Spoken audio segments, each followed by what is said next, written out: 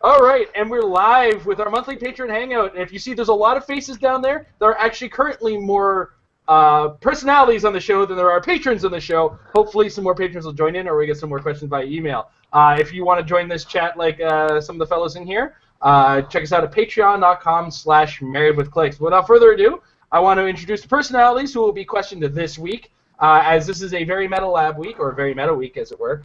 You got myself, Jason. We have Tom. Hello, everyone. We have Mike. Buongiorno. And we have Kevin raising the roof, I think. I don't know. I mean, at his height, I don't know if he can raise much.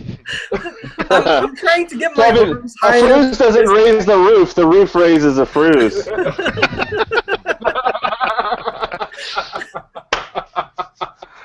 All right, guys.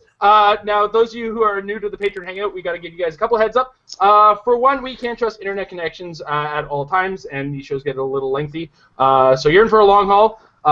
Secondly, we don't filter the language on this as it is live. And Kevin's on the show, so I have to give an extra little bit of little bit of warning. If you guys have ever listened to Critical Clix, you'll know what I'm talking about. On that note, we're going to get started with our first. We go in order of who showed up first, and this week, Christopher, you joined us first. So, Christopher, what's your question for you or any specific people, specific names on the crew? Okay. Well, I'll start out. I'm just going to start out with a quick story. I had a guy actually join our Civil War event this past Saturday. Newer player, never played Clix before. So we helped him as it came around to his turn. As you know, month 3 is pretty much a free-for-all. So we helped him a lot. And, of course, you know how it is with your commons and uncommons figures. You're usually going to give those away to new guys or you know, just trash them, or they end up in the bottom of a box.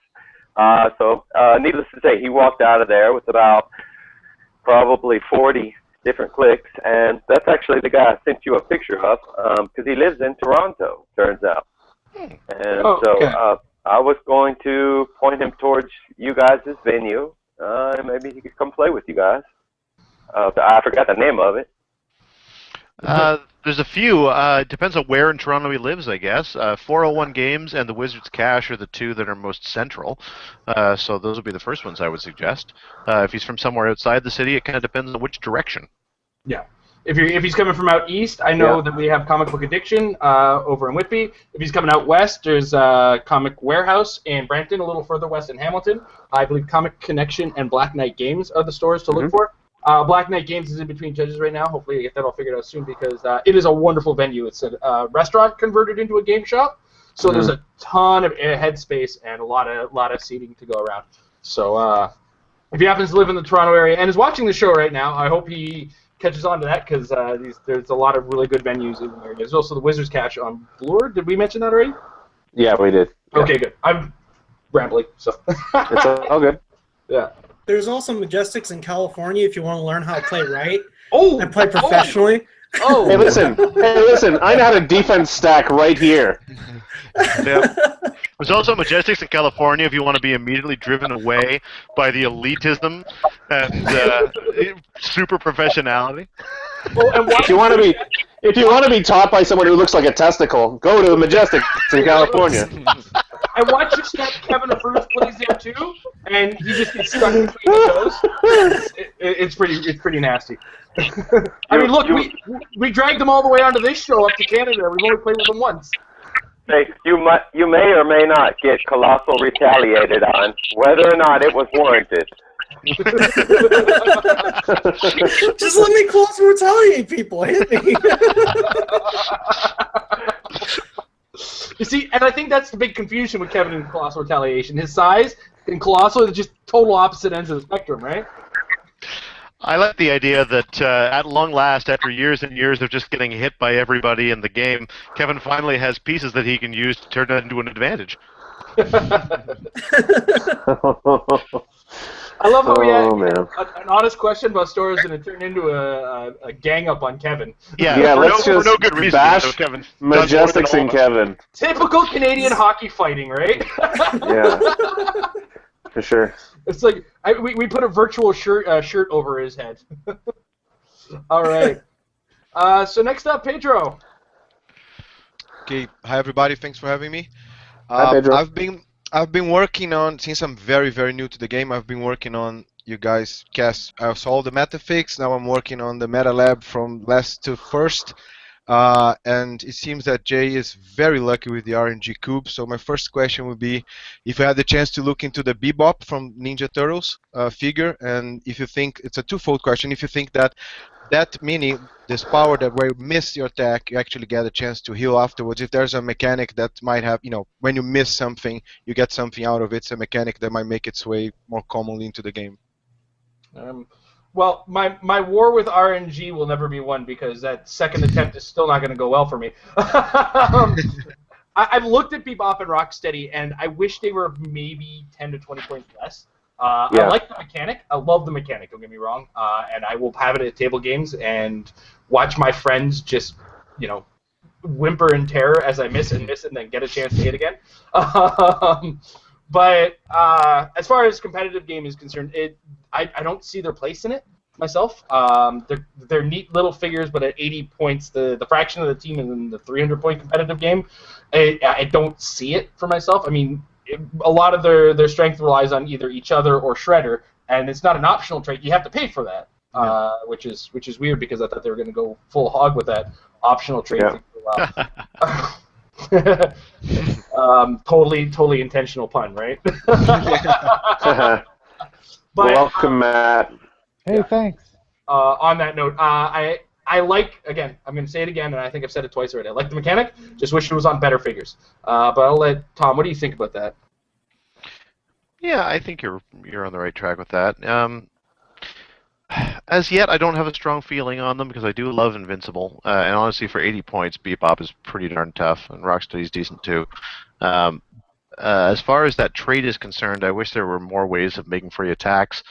It's one of these things where giving him Flurry would be a great thing if you could pull it off. If you can give him Colossal Retaliation, or I'm Kevining here, Colossal Stamina, or Masters of Evil or something. I've officially raped your brain. Yeah. Think of it this way. You're in there now. Yeah, it's hard to say. I have yet to think of a really good use for it. I like the fact that it gives you something back for missing, but at the moment he doesn't have enough capacity to make a lot of attacks. Doesn't have willpower, doesn't have flurry, doesn't have the ability to make multiple attacks so that you could really use that to much of an advantage. So I feel like it's only a fringe benefit at the moment. All right, Mike? They're great figures, but purely casual. I think they reference a better figure, which is Shredder, not the con one, but the actual gravity feed Shredder was pretty damn good, and good in conjunction with other foot soldiers. But yeah, no, I don't think they're quite there. As Jason said near the beginning of the question there, I think if they were a little bit cheaper, they'd be a lot more viable. Right, and Kevin to just outright say it instead of tiptoeing around like we are. It sucks a bag of clicks, bro. There it is. I told you, he wasn't gonna. He's not like us. He's not diplomatic. He just kind of goes, piece of crap. No, seriously, why would you ever want to miss an attack? That's stupid. Anytime I'm rolling, I'm using the action to hit and kill something. The only option you have available to you off of the keywords even is Devil Dinosaur for healing. And frankly, Devil Dinosaur should never be hit because he should be sitting in the back while bringing out the tokens. So again, it's not worth it. Yeah. So there it is, flat out. You heard it from the man himself. Well, that's what we think anyway. So. Yeah. I mean, the set could come out and bring something in it that makes it more advantageous. But yeah. Based on what we have available to us right now, it's plastic on a figure that's going to get played at a table game for chuckles at best. Right.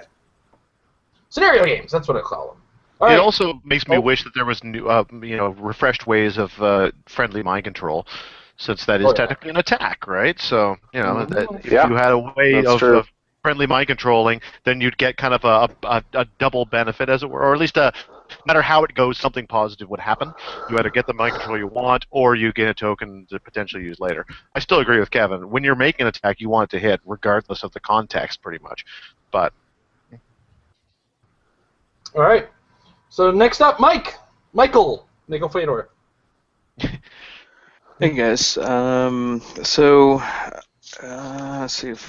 First question I got on the thing is, where do I start? Okay, how about this one? How many years do you think people should have under their belt playing this game and practicing this game before competing in Rock or championships or WizKids events? Oh, Mike, you look like you want to answer immediately. Yeah, less than 6 months. Yeah. I was gonna flat out say that's zero. what I did. That's what I did. I went right into it. My friend Drake Conrad, who's placed very well at Worlds last year, I believe. He had been playing for years and years, and I was learning from him. And he needed a buddy to go with him to Canadian Nationals, WizKids Canadian Nationals, in Ottawa. And I said sure, and we went. And I faced Kevin for the very first time.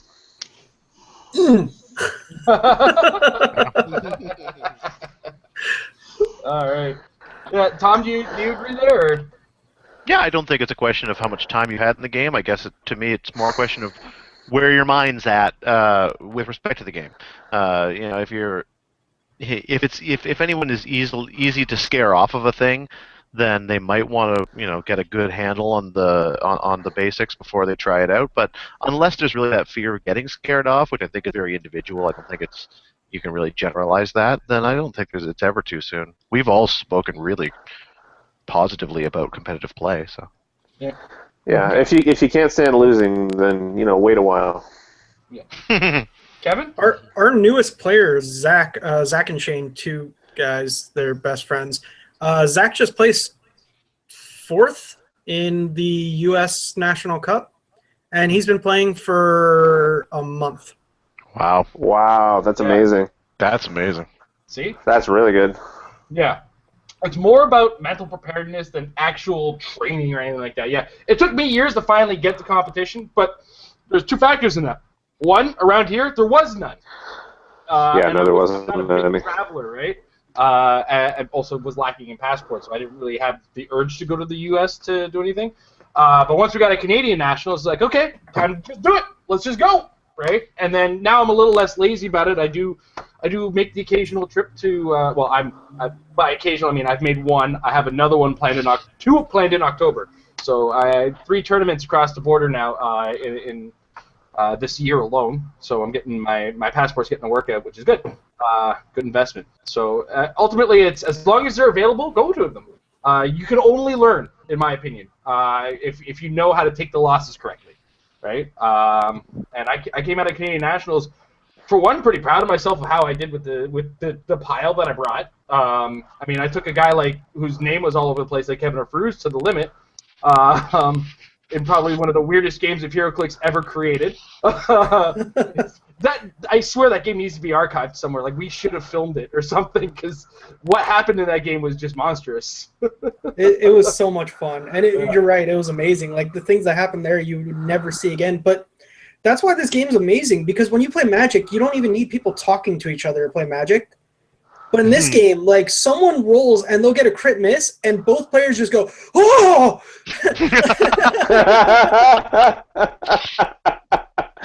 Oh, yes. Yeah.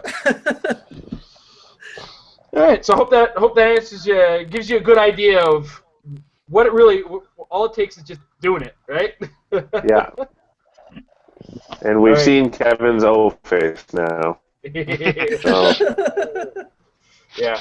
I had to have a mirror, though. He was behind me, so.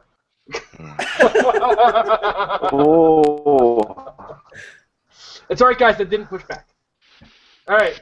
Nathaniel. You could always make it a 4th trip across the border. Tom, what are you doing on the 17th? Of September? Yes. I believe that we're actually competing here in Toronto. Oh, that's right. Yeah, we do. We have a thing. Mike Yeah, would get very it's on upset the with 8th. us. The 17th is my birthday, so you fuckers are here. I see how it is. I was invited. Fine, whatever. You're already on that side of the border. You got no excuse. You're always invited, buddy. Now, just remember, though, after you convert the Canadian dollar, a Winamap here costs as much as a super qualifier to you guys. So, So if I show up, I got to pay for everything. That's what you're saying, because I'm the rich guy at that point. basically, yeah. Yeah. What was it? It was, I can't remember the movie. Was it Euro Trip, where they go to Russia? And it's like, how much you got? $1.50 American, and they're all of a sudden in a 5-star hotel. Oh yeah, it was the Czech Republic. Czech Republic it was. All right, sorry, Nathaniel. What was your question? Did you actually have a question other than, leading into your tournament there?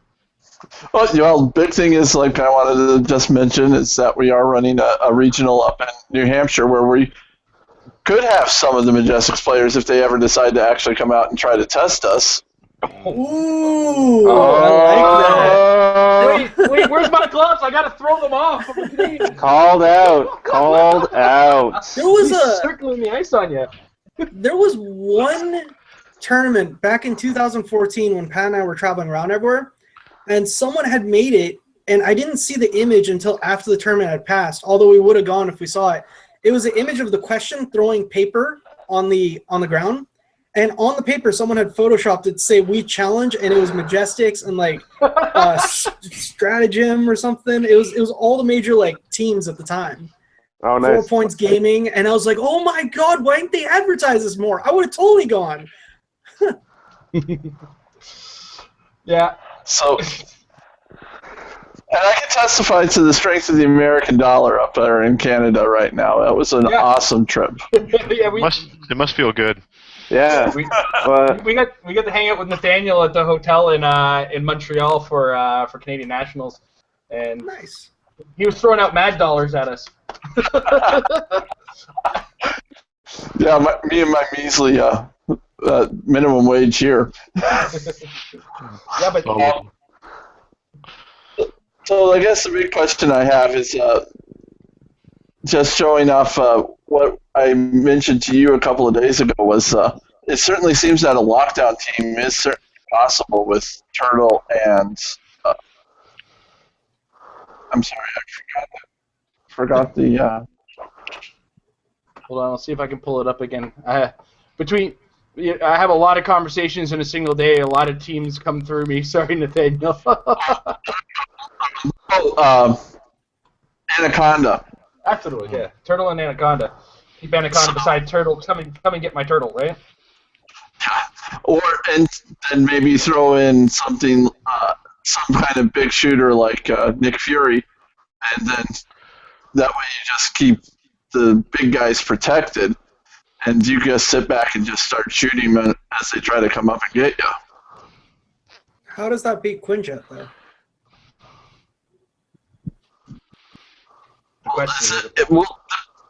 Doesn't it have the Quinjets? If you're going to be moving, still, and if you want to move the Quinjet, it still has to come up and hit. But are you talking about calling it? Calling in. So the Quinjet, let's do Pat's Quinjet team with the 2 Ultrons. So let's say you stay in the back. Quinjet just, because he's not supposed to call in the beginning, he moves up. He chooses move up all the way. Next turn, you pass because you're staying in your starting area. You're not going to have the reach. So he'll call out Nick Fury and shoot across the map to hit whatever the lesser point piece is, because he can do 5 damage, and that should kill Anaconda if I'm right. Or a turtle, actually. So if the turtle just dies and then the Quinjet runs away now, there isn't a lot you could do to catch it. That's a good point. That was just a crazy idea that I had thought, because I was wondering, would a lockdown team actually be something that is beneficial or meta at this point? Of course, Migsy's lockdown. Migsy's definitely meta. Yeah, and I would say that lockdown Lockdown works when keeping them locked down, you can then take advantage in some way. I mean, obviously, lockdown isn't enough in and of itself.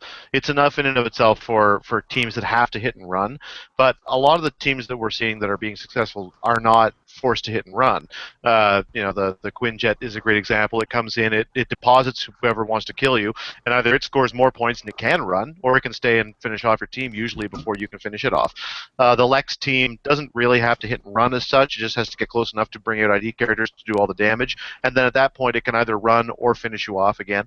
So I mean, I would say a lockdown team is viable provided the lockdown has other things going on. I mean, Kevin's example is a great one because Mixie can lock you down for 3 or potentially in his case 4 turns in a row, and in the meantime the Ultron drones are bringing in people to deal real damage. So lockdown in conjunction with heavy damage output in a short period of time works quite well. Pure lockdown probably isn't as viable in a meta that's not quite so heavily hit and run, I think. Yeah, the simple answer is not in this climate.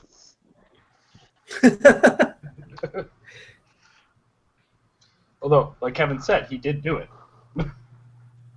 Oh yeah, he did, but he did it, like I said, it wasn't just lockdown. Yeah. It was lockdown in conjunction with dealing enough damage that they can't, once they're finished being locked down, they can't come back from it.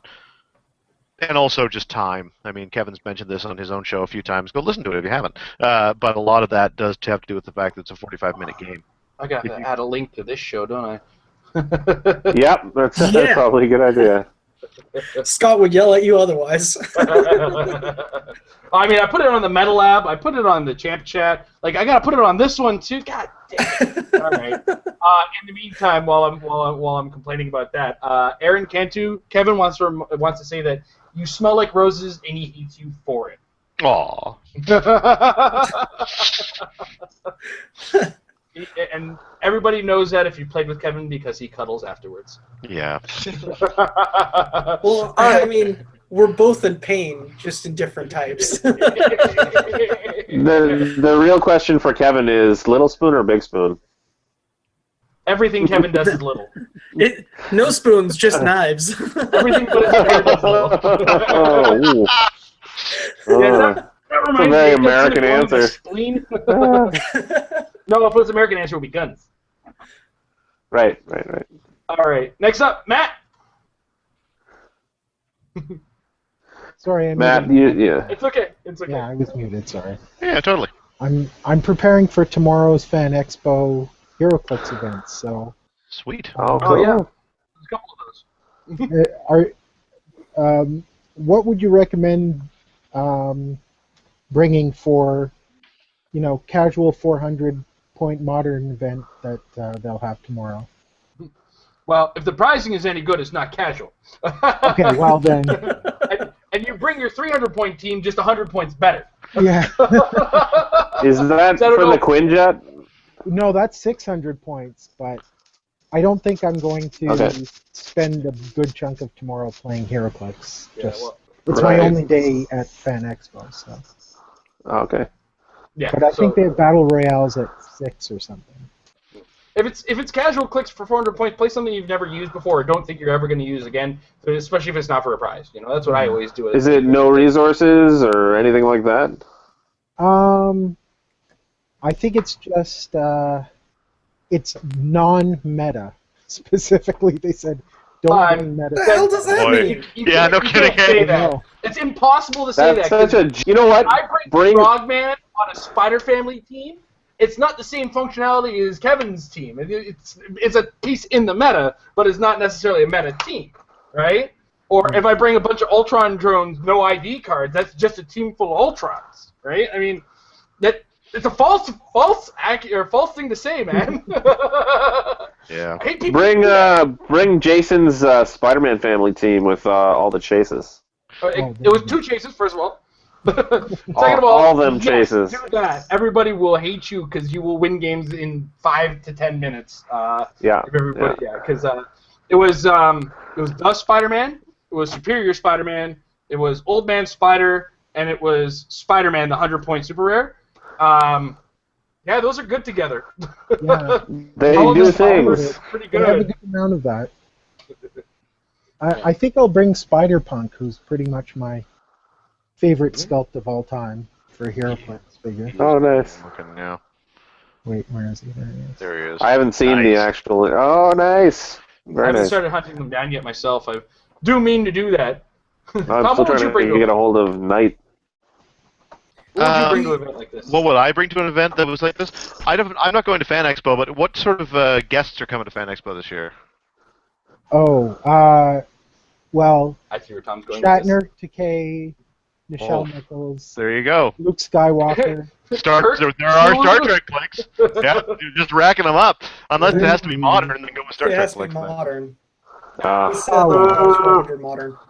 I think see. I'm just going to bring some fun things and try and drag along some friends who do not play HeroClix. and You know- introduce them to it. See, that's the problem, though. What's considered fun? Because to me, fun is playing pieces in general, just playing HeroClix. Like, whether it's competitive team or just something out of a booster, I love the game in general. So, Well, here's Right. something that happened this week at my store. We were playing a 400-point villains team battle royale, and I brought some rogues. They were really nice, but one of the opponents had Krang, Shredder, Alpha 1, and then some foot soldiers. So Alpha 1 could suck you in Yeah. and then Yeah. box you very quickly. And well, Krang, I mean, fuck.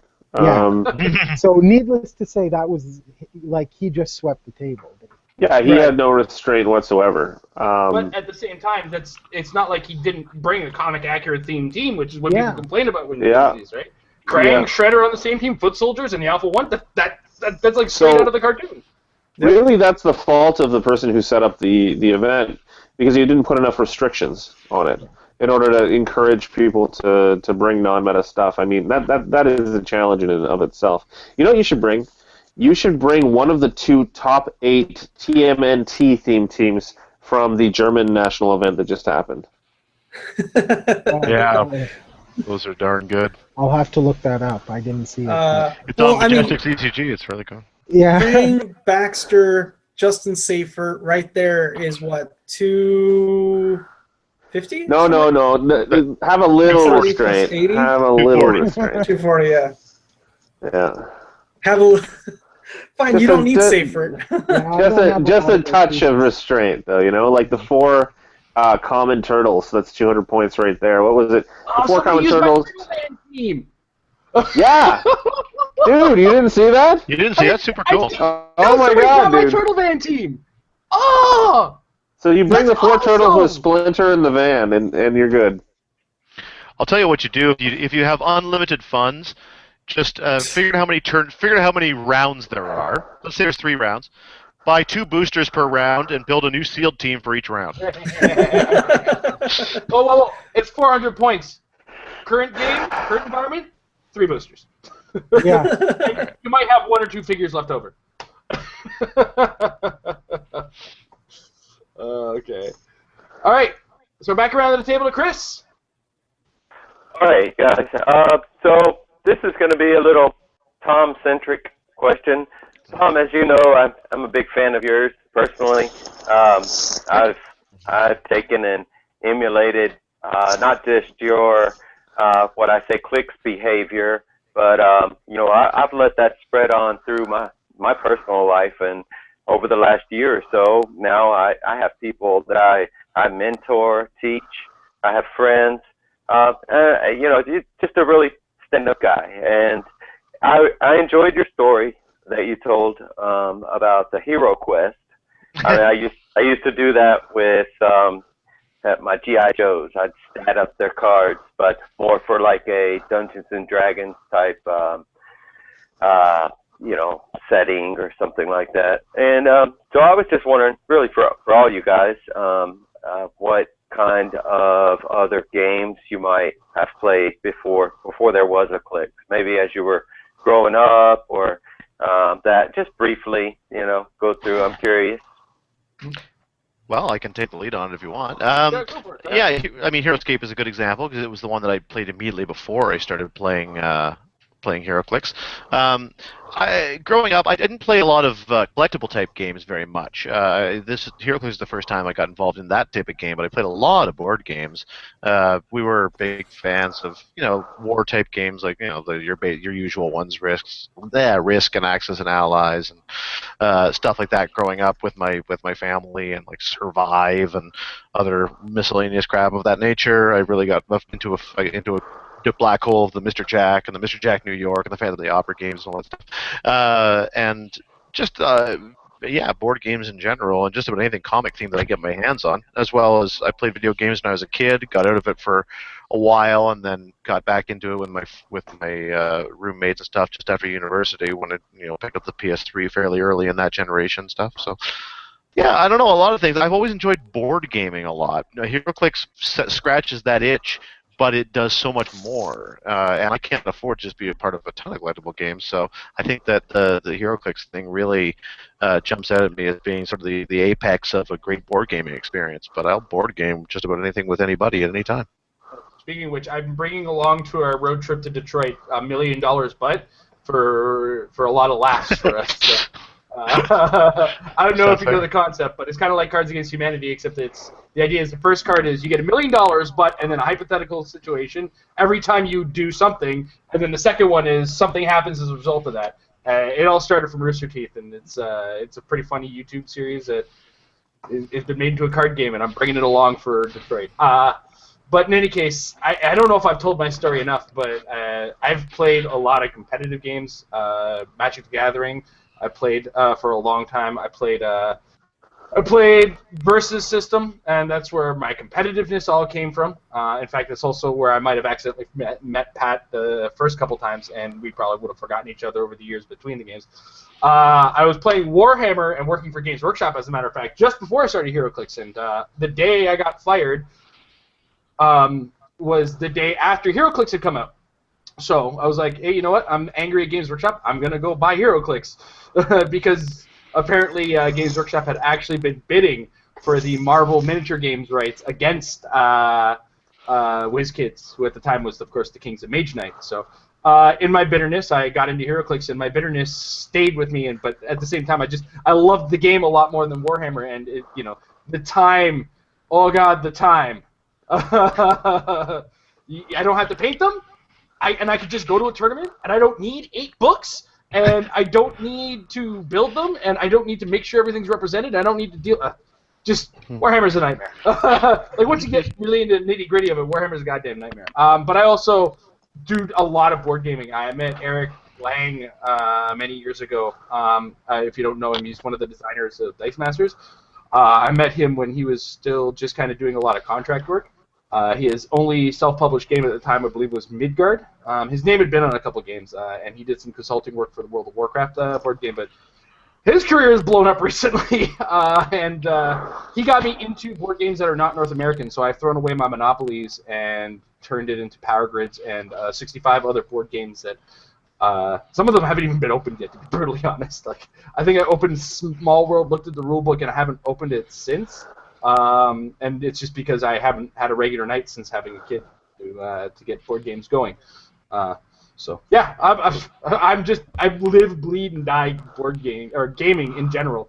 I mean, I went to school to make them, and I'm hoping that pans out for me. Had a pretty good conversation on Thursday with somebody who makes a lot of really good video games that we all have heard of and all have played, but I can't mention yes yet because I gotta protect myself a little bit. Anyway, Mike, give us your story. Longtime video gamer. I played some Magic at one point, but I've been playing video games since I was about 5 years old, and I loved them so much that I ended up taking the same thing that Jason did in college. I did video game design and development, and went from there into a career of graphic design and web design and everything else. But now I've had the opportunity to make a few pieces for this game via the Rock, which is pretty cool, and you'll see some of that stuff coming up very soon.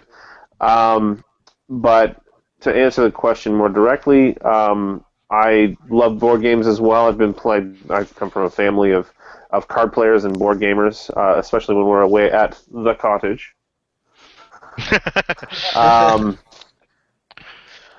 And in fact, I came from playing Catan a few minutes ago, and I won, so that was kind of cool. Oh, sweet. It's worth the wait. But this is this. I thought you were just gone for the night when you said you were playing Catan and say, "Oh, gee." I was going to yell at you and say, "Oh no, Catan is like an hour and a half max." Yeah, no, it's not a big deal. But I love games overall, and I'm willing to try any new games that anybody wants to play at any given point. I have tried Dice Masters as well. Collected a small set, and played in a W. What are they called? They're not WKOs. They're called something else. No, it was a WKO. That was a WKO. Yeah. Yeah, it wasn't a PKO. It was WKO. And got my butt handed to me. It was amazing. But yeah, no. Clix is the definitely the all-time love of my life in terms of gaming. Yep. All right, Kev, what's your gaming history? Well, I mean, we'll have to look at the book of Kevinism. Kevinism number 200. Games were invented from my boredom, and I had mastered all of them. Do you see the monster you've created here, Chris? No, I played everything. I mean, and I've always been competitive in them. I was informed on most of them. I was judge for like Magic, judge for D&D. I played all the games, video games. I have trophies in my room for Smash Brothers. I won Smash Brothers, played other video games. It wasn't until like HeroClix I found someone at the same caliber and with the same love of the game and was able to teach me how to play it, which was Pat. And then from there, it just blossomed because this game is original in that it keeps changing. Every month, something new comes out, some new mechanic where you're not stuck with a staleness of, oh, well, I'm doing the same. Like, I still play Magic. The cards may change as to what their effects are, but the mechanic is the same over and over again. There's only 4 or 5 strategies. That's it. If you can't win by turn 3, you didn't win. Yeah. Right, yeah.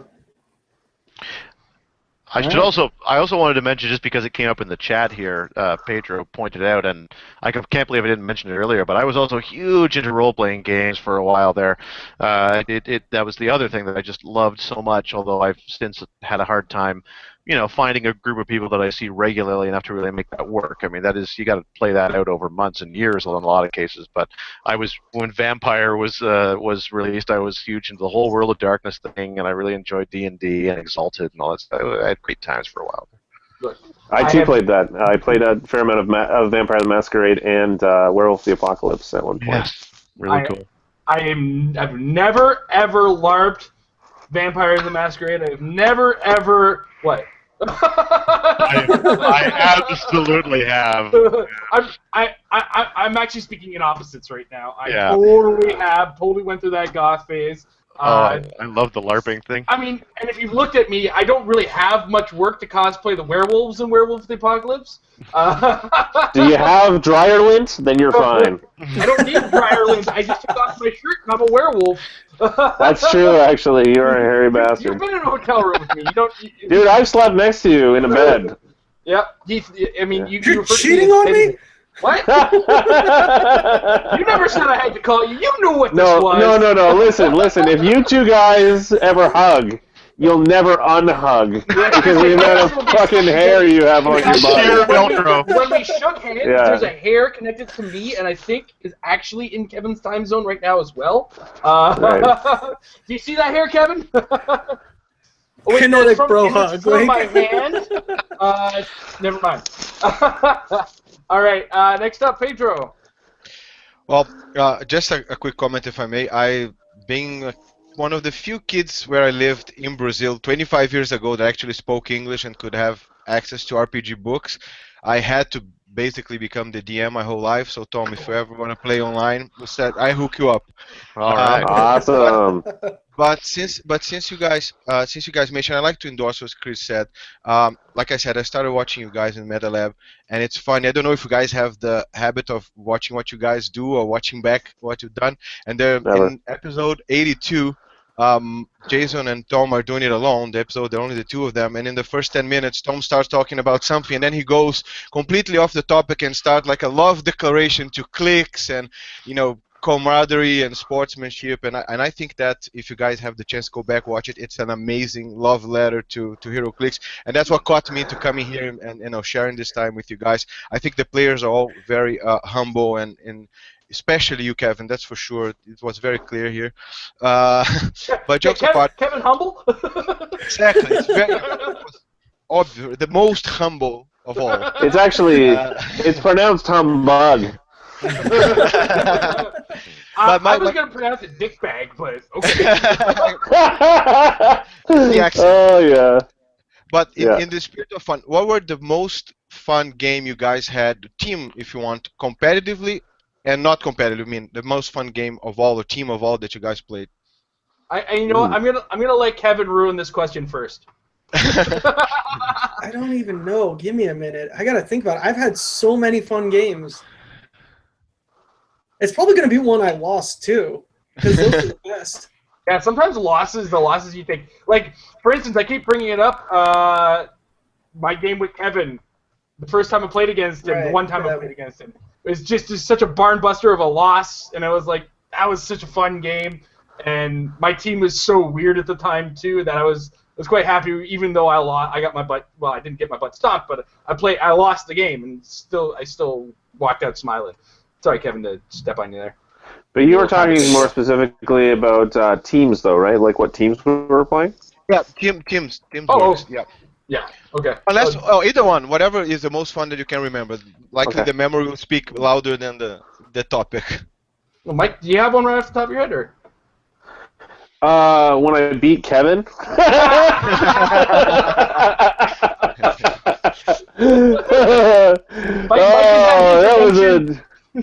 I was still a relatively new player and had only faced him once before, but we knew each other from the show and from our sponsorship by Majestics, and we talked for a while. And ever since he'd beaten me at the very first nationals, and so it was really great to sit across from you and having had improved that much and being able to give you a run for your money. That was a lot of fun. But I've had so many fun experiences, and that the team I played. You see the power I have. This is Modern Limited. It was Zombie Super Scroll with. Mike, you're chopping out just as a heads up, so you stalled right out. But your team was Zombie Super Scroll, Johnny Quick, Star Labs Tech, and Blind Owl, right? It was. I remember that. I remember because me and him. He went +2 on Johnny Quick, came across the map, killed my whatever piece it was, and just left me with Super Scroll. And I was like, "Oh, great job! I'm dead." Yeah, I remember a lot of people getting shocked by how many of us. I mean, I think Edward Sheldon was like, "What is with the Canadians and the Johnny Quick at this tournament?" Because I was playing Johnny Quick, Mike was playing Johnny Quick, Tom was playing Johnny Quick, our buddy Jordan was playing Johnny Quick. Like all of us that came from Toronto, we're playing this Johnny Quick bomb. It's like whatever, we're gonna throw it at you. It's a good piece. That +2 stats and just go out there like it's really good. Yeah. He's fantastic. He's still really good. Yeah. He was very With my solid. team on a regular basis, including Jay and Tom and Jason. Am I still breaking up? No, you should be back right now. Okay. Well, anyway, I'll pass at this point because I did share a memory. Kev, did you come up with one? No, man. All my games are fun. All of them are worthwhile. And the biggest problem is I'm usually sleep deprived, so I don't remember half the crap I do afterwards. Well, I'm gonna turn the question a little bit, and I hope they get a similar answer to what Peter wanted. No, I remember. Okay. Best game ever against Isaac's dad. Edward. So, Edward. I'm playing him top 8 of Golden Age. I have my team was Villains for Hire with Leech and Owatu the Watcher at 50 points. Mm-hmm. Back when the team bases had multiple actions and whatnot. Yeah. They're broken. So Owatu's thing is anytime you use any of his damage powers, Perplex, Prob, or Outwit, you get a broken Vow token. And at the beginning of your next turn, you have to roll on a 5 or 6, you take no damage. On a 1 through 4, you take 1 unavoidable. I did Outwit, shot him, pushed to prob, did prob on my turn, and then on his turn, I did another prob, so I had 3 broken Val tokens, roll 5, 5, 6, and I'm on last click with a Watu and just go, screw it, let's do this again. I do it again, and Ed, no joke, his brain just broke. He was sitting there, and he starts talking. And he's like, he got it. Okay, so the math here is, and he just starts going off, and at one point I thought he was talking to me, so I was like, Ed, are you talking to me? He's like, no, I'm talking to the voice in my head. And I just went, oh, God, because I've never seen him before. So I was like, and Pat was laughing because Pat had played him before and knew how Ed is. And he was like, dude, he's a stats guy. You just broke the stats. He's got to take a minute to figure this out. Yeah.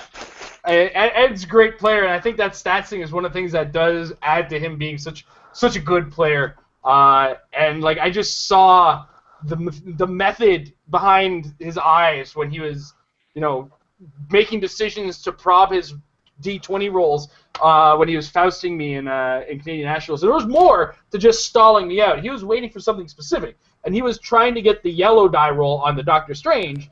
So he would stall me with Felix Faust, and then once he got the yellow with the Doctor Strange, he's like, "Oh well, you're gonna deal 3 damage to my entire team." Well, okay. Yeah, that just happened. He's highly calculative. Yeah. I mean, he's a great player, and you see it from his son because he taught his son the exact same thing. The son won the Rock Cup, so. Yeah, no small feat. Tom, what is your favorite team or favorite game of all time? I don't know. There's so many, and like if you include, I'm trying to stick to just competitive stuff. In large part because if we include everything, that there's so many games that I've had so much fun with over the years that where do you even begin to judge? I enjoy this game so very much because of the fact that that's how it goes. It creates so many great memories. It doesn't create, that one memory that from the last 6 months that keeps you going. Every time you show up at the event, at the end of an event, it is filled with enjoyable times, whether it be a local event or a big event and stuff. It's a wonderful, inspiring process to always come away with something that has enriched your HeroClix experience. So how do you pick one? I can't remember now what the team is. I remember that before I went to Windsor, just when I was starting to consider because I'd been not playing HeroClix at all for a period of a few months there while I was busily involved with shows, and just before I went to Windsor and started to get into the competitive game proper, then I had a Beyonder, Engineer, Flatman, and some other people team. And it did remarkably well. I'm still proud of it to this day because at the time, because I was only coming back into the game and only really starting to take it seriously from a competitive perspective, I wasn't yet influenced by what everybody else was playing, and I didn't have a particularly large collection. So I had to build with what I had, and I did really well with this little team that consisted of a lot of things that nobody else had. I think maybe 85-point Batman wouldn't have fit. The point was, Engineer could choose powers. I think I had somebody else there that could choose powers. Beyonder could take a free action and take a power that somebody else had chosen. So it all kind of worked together. Flatman, this is before they changed Giant Reach, so he could carry people, and he could carry them under walls. It was a great little lockdown team, so as long as everybody kind of I could take poison with the whole team, or rather plasticity with the whole team to lock people down. The next turn, take a whole bunch of poison and hand it all out. So it had a lot of potential, and it was a lot of fun. I think the most enjoyable, the most rewarding team I've ever played, though, was the one I played in U.S. Nationals this year, which was the SR Superman from Superman Wonder Woman, along with Mixie, 25-point Nightwing, The Outsiders 1, and a nearly full round table. And the idea was that was what I call my flex pole team, because Superman would become one of any number of options for my sideline. I could use the Wait, That's Not Superman to turn to Super Doom or Red Sun Superman. Or I could turn into Brutal. Those were my options for that. Or I could use the Avengers Roundtable, I'm better suited for these foes, to turn into KC Green Lantern or KC Shazam if I needed extreme swing or if I needed high defense. Then I also had a KC Batman, or the LE Batman on there. It's the one that chooses an opposing character and a standard attack or damage power they have, and as long as they've got it, they can't target Batman. So against just a pure tent pole, I could just nerf the tent pole's ability to attack anyone else on my team and then just go and kill the rest of their support. So it was just fun because I would approach every match thinking, what's the optimal setup of my team for this match? And every match was different. and that was probably the most rewarding team I ever played because it was every game was not only was I playing a different opponent, but I was playing a different team, and it was really quite fun. Yeah, Tom was playing well planned sealed prior to every game. Each opponent was like, yeah, I played against this guy with a Green Lantern or something. I played against the same guy, and he used a Mary Marvel or a Shazam against me. I don't understand. Yep. Say I played against this guy with Red Sun Superman. It's like, oh, I played against a guy with an SR Superman. Like, well, I played Super Doom. It's like, same guy. Yeah, I think my favorite team of all time, even though I didn't do too well on the day 2 of the first Canadian Nationals with it, was still that team that I played against with Kevin. I played against Kevin with, and it was my goal was to use the Book of Skulls in conjunction with the DC/Marvel 10th anniversary promotion mechanic, where most of these characters had no move and attack, but they had great stats. And if they damaged characters, they started getting tokens, and you could use the tokens to promote to a different character. In some cases, better. In some cases, just different. And I ended up using there was a Batman in that set. It was 63-point Batman, or 65 or something like that. A 65-point Captain America. I used the Iron Man, which is similar mechanic from the Iron Man 3 movie set. The 50-point Storm, a couple Pogs, and the Book of Skulls, along with Split Lip, to just drop hammers, make everybody better, promote eventually, but I had such high numbers. Like that Batman with a Book of Skulls hammer was a 14 attack without wit. And I would usually use Grathos hammer to increase how far or who I could see in order to running shot people. And you then use the Giant, because Giant Reach came with carry at the time, he would carry the Tony Stark to get some enhancement on that damage, and ultimately it was just a numbers game, and it was a ton of fun to play because there's so much going on the board, and that was pretty much where I knew Idle Hands Jason was a thing. And though the guys make fun of me for it, it helps me when I have a ton of things to look at and ton of things and options to make fun. We lovingly do that. It's all out of love. It is. Do it to me. Before you guys go on, though, I actually have to bow out. But thanks for having me on. It's good to see some of our fans on here. Have a great night, and I hope to hear some good comments from you, and hopefully field some questions this coming Monday. All right. Thank you very much, Mike. Thank you. Your contract for this quarter is fulfilled. Thank you very much. And hey, Kev, Yeah. eat a bag of dicks. All right. See ya. See you, man. He says that, but I've seen the bag. All right. Michael, you're up next, sir. Alrighty, so can I just be the one to come out and ask this one? What do you guys think of your countrymen returning back to the modern age gameplay? Oh, I'll play. You know what? Kevin's a racist, so I'm going to start this one. Aurora is going to be interesting for kill boxes. Because she's a few more points than Speed Freak, but I think she's got a couple extra clicks on him. I'd have to double check again, but she's 65. She flies. I think Speed Freak is grounded. And does she come with Precision Strike? No, she doesn't. Speed Freak does. And then you have North Star, who can knock back based on how far he moved. That could be insane. All he has to do is 1 damage, and you're getting, or I think he just has to hit, and you could get knocked back. I think his movement is 10 if he does a whole movement 5 squares back. That could totally disrupt somebody's positioning, and just watch them go, oh crap. So the potential is there for both characters as long as the team is there to go with them. Guardians seems weird to me, but I don't. Understandable mistake, but yeah. Canadians are the only ones that do make this mistake, right? But yeah, Vindicator. This is Heather in the outfit. Heather in the outfit, that's right. But Vindicator seems like it's not a first choice for me, that's for sure. And I have to take another look at Vindicator to be absolutely sure. But I know Aurora and Northstar stood out to me as usable in some strategy somewhere, because 65 points can be used with even less points to just create a box of death. At the cost of damage is a minimal cost in some cases. So that's the way I see it. Tom, what do you think? I actually really like Vindicator. I agree with you for what it's worth. I think that the other two are really quite cool, but I also really think Vindicator's neat. I'll be interested to see how they come down. Like, look at the wording of her force field trait. I have it in front of me just so it's clear in our minds. It says, ignore the first part of it. Whenever she would take damage from an opposing character's attack, you can remove 1 or 2 force field tokens and ignore that much damage. So, how does that timing work with respect to her toughness or anything else? Like, would this qualify as a damage-ignoring effect, and thus you have to choose one? Taking. Oh yeah, no, yeah, I guess that one does need a question because you. It's not. Isn't it when you're dealt damage that activates your? Dealt damage activates your defensibility, and taking damage is after everything is determined.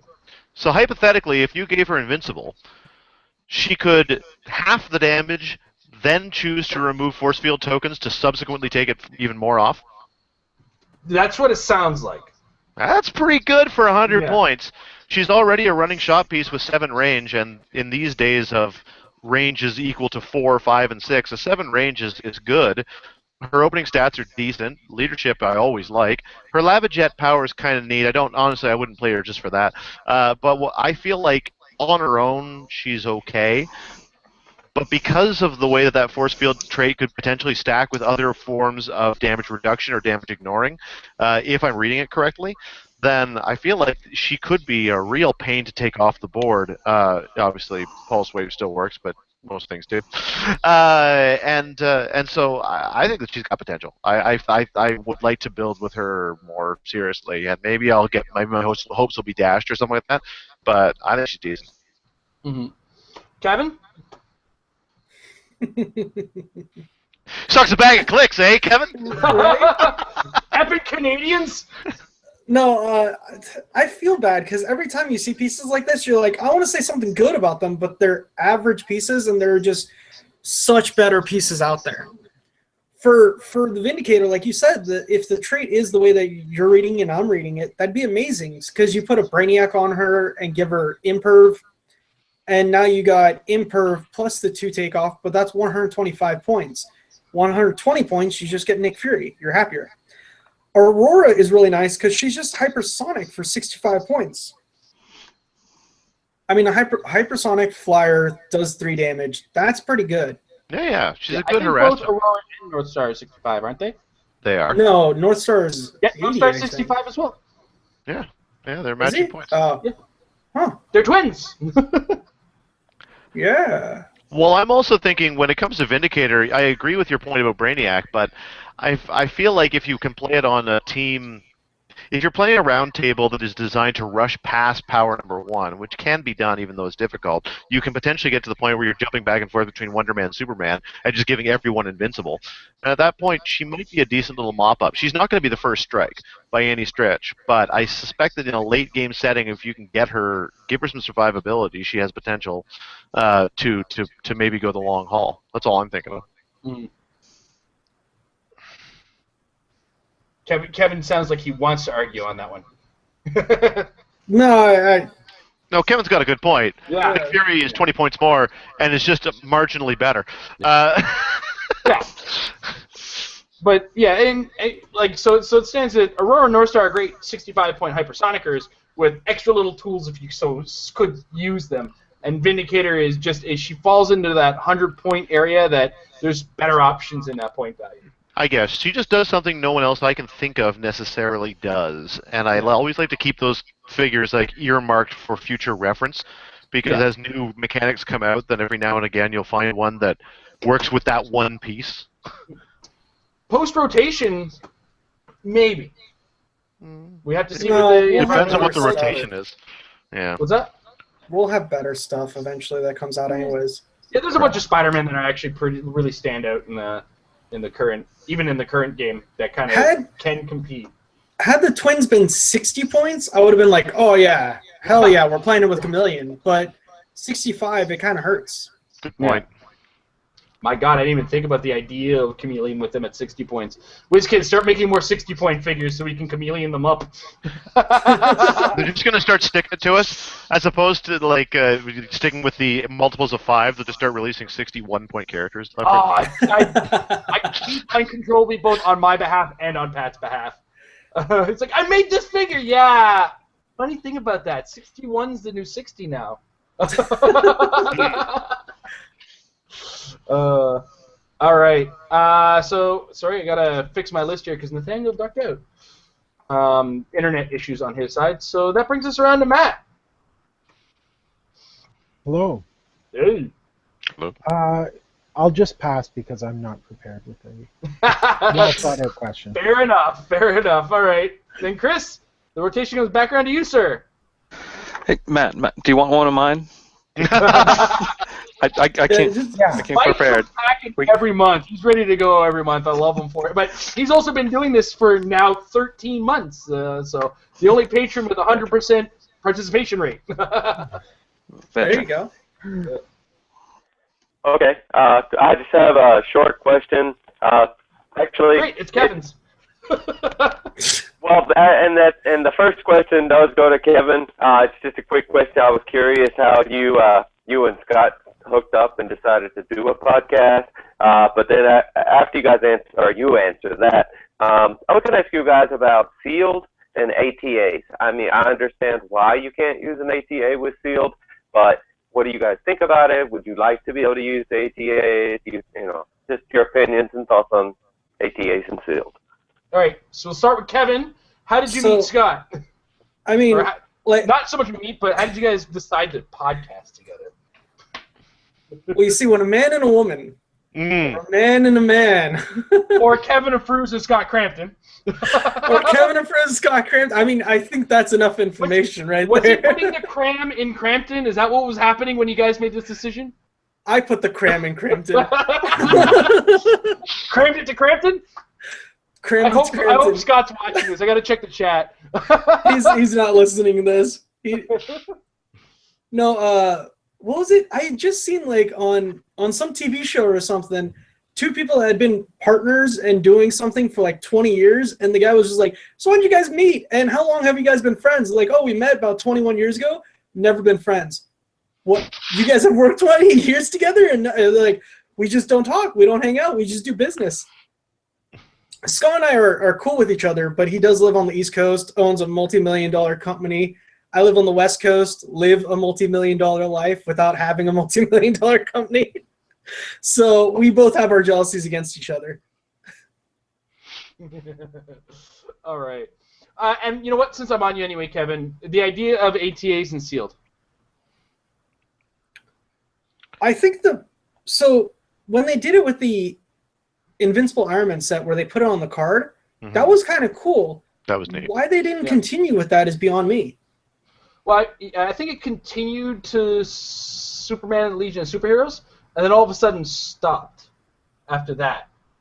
And I think I guess they stopped creating new ones. Because those were allowed. So those ATAs were allowed in sealed play because it was on the card. Yeah, I think part of it, I wonder if part of it had to do with the change to requiring a theme team. Which is a great thing they did because, God, people were busting that game with ATAs back in the day. Well, GCPD, ATA, Heroes for Hire. So actually, many. Now that I think about it, though, Heroes for Hire was often abused on a mystical theme team. Because it was usually Ghost Rider. Yes. I got you. Yep. Ghost Rider, Brother Voodoo, and what's her name there? Scarlet Witch, right? What was the other one? The Villains for Hire one that everyone did. Oh, that was the Villains for Hire, Boom Boom, New Mutants, ATA, and something else. Where you'd use her as healing. Or Masu's, where he did the Dark Knight Rises piece. Falcon, or what the hell is his name? Oh, Falcone. Falcone, yeah. Carmen Falcone, remember? Yeah, Falcone, and then he did a ATA with that guy. All those ATAs were busted because they weren't on theme teams, and then they went, let's just change it theme team, make it unbusted. In my opinion, it shouldn't be theme team. It should just be you can play an ATA if you got the points for it, but rotate out these goddamn ATAs. Like, you have ATAs from the beginning. It doesn't make sense. Mortal Blocks is technically an ATA and non-ATA. I don't get it. Yeah. Yeah, because it started on the base originally, and then all of a sudden stopped being an ATA. Right. So, yeah. So, yeah, I'd agree. If they put them back on the cards, by all means, yeah, but I don't want to be carrying my gigantic stack of ATAs everywhere because that gets cumbersome just for sealed. It's like, okay, so I got this. We still have the issue of print and play as well, with WizKids not supporting it any longer. Yeah. If at any point in time they ever take it down from their site, we're all screwed. There's no rule book with the team abilities out, apparently, so half the time I'm teaching people how to play, I go, oh yeah, this team ability on the thing, and the guy's flipping through the supposed rule book I give him, and the powers and abilities card going, I don't see that anywhere. Just take my word for it. And that's the worst. Mm-hmm. Trust me, it's a thing. This game gets weird sometimes. Tom, what are your thoughts on the idea of ATAs and sealed? I think you more or less covered it. While a good idea in principle, I think in practice it requires too much knowledge outside of the thing you're holding in your hand. And one of the joys of sealed is you open up your packs and you put together the team based on what you are holding in your hand. Nowadays they've made it even easier by putting the dials in the back of the card. You don't have to click through them anymore. Either way, you work with the information you're given when you open the thing up. And that's why I think Kevin's point's really well made. For the brief period they had ATAs printed on cards, then that was a piece of information you were given, and thus you could play with it. But trying to bring in that information from the massive list of ATAs that exist outside of what you're holding in your hand would be, I think, a little bit too much stacked in favor of people who come into the game already having that knowledge. Part of the joy of sealed is it keeps everybody on the same wavelength. I figure Kevin needs every advantage he can get, so... That's accurate. What, the aphorisms aren't enough at this point? Like, honestly, the biggest part on Kevin right now is his ego. The man can fit in a doggy door, but his ego... The ego wasn't a huge problem until 10 episodes or 11 episodes into his own podcast, he happened to win U.S. Nationals. Right? Well, I had no, what is it? Not a stand, podium. I had no, podium or floor that I could actually go off of because my title was, a regional and a 3v3 world champ? Yeah. Which, by the way, is still pissed about that. I went undefeated for the 3v3. I was the one that was supposed to be contact for that stuff. No contact. We got lucky they contact Pat because Pat had also won. So Pat was just like, hey, while I'm talking about my figure, what do you say we talk about the 3v3 figure as well? All right. Team Worlds. Seriously, the best thing that was probably the best sealed format ever created. Yeah, I've never had more fun. I think 6 packs for 3 players is enough. You get enough variation between the figures, and 3 minds working on that is just, it's so exciting and so fun. It really is a good format. Especially if there's one twisted mind who doesn't mind letting the other 2 guys have great teams and letting the other guy just go through the scraps, because I don't mind that. I mean, it didn't do well for my record, but I just love playing with, like, that brown bag competition idea, even though I stole it from Patrick, was kind of born of that. It was like, I don't mind playing with what's left over. So. Thanks, guys. Hey, no problem, Chris. Pedro.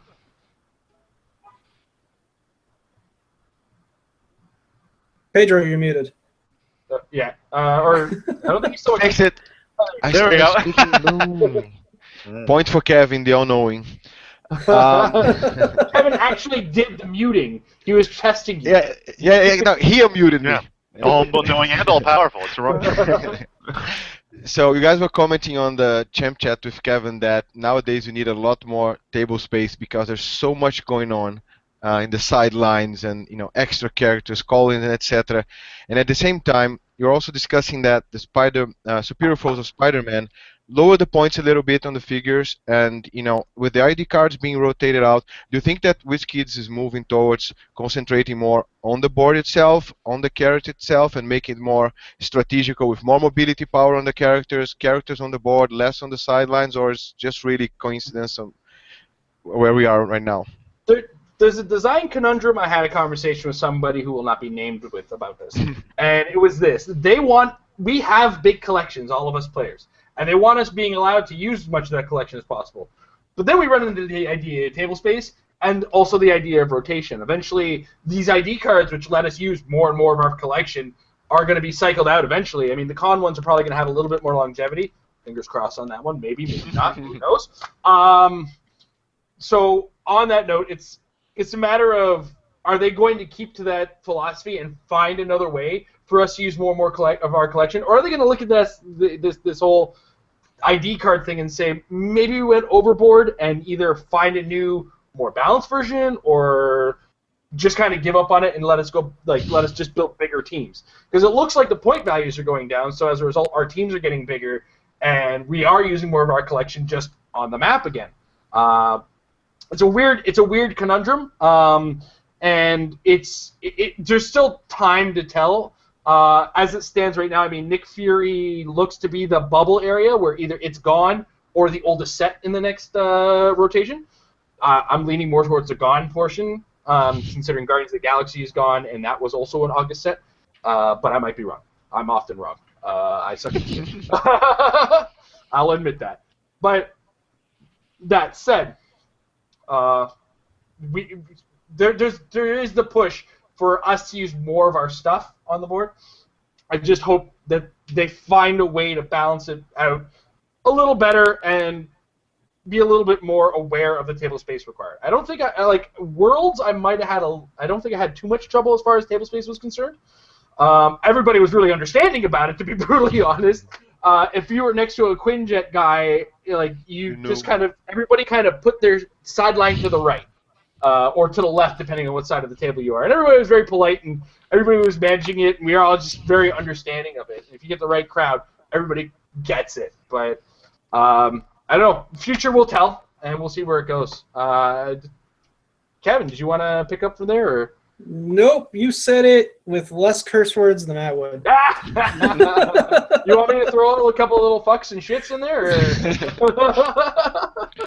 No, dude, you did it in a lot nicer way than I did, because if you look at the video for my finals, I had 3 separate areas around the map, because that's how bad it's gone as far as what I have from off the map on my side. And it was my pieces on the right side were the call-ins, the left side was Migsy's die, the maps die, because we were playing on Danny's Street in Jay's game, the ID, the round table.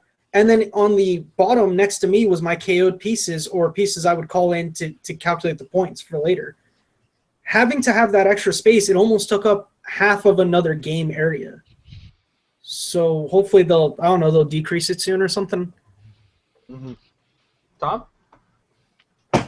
Kevin, early on in the episode, made a very sage point in the course of like 5 words, which is that the game is constantly changing. It would not surprise me in the least if we see right now a bit of a reaction to the extreme sideboard focus that we've seen up until this point.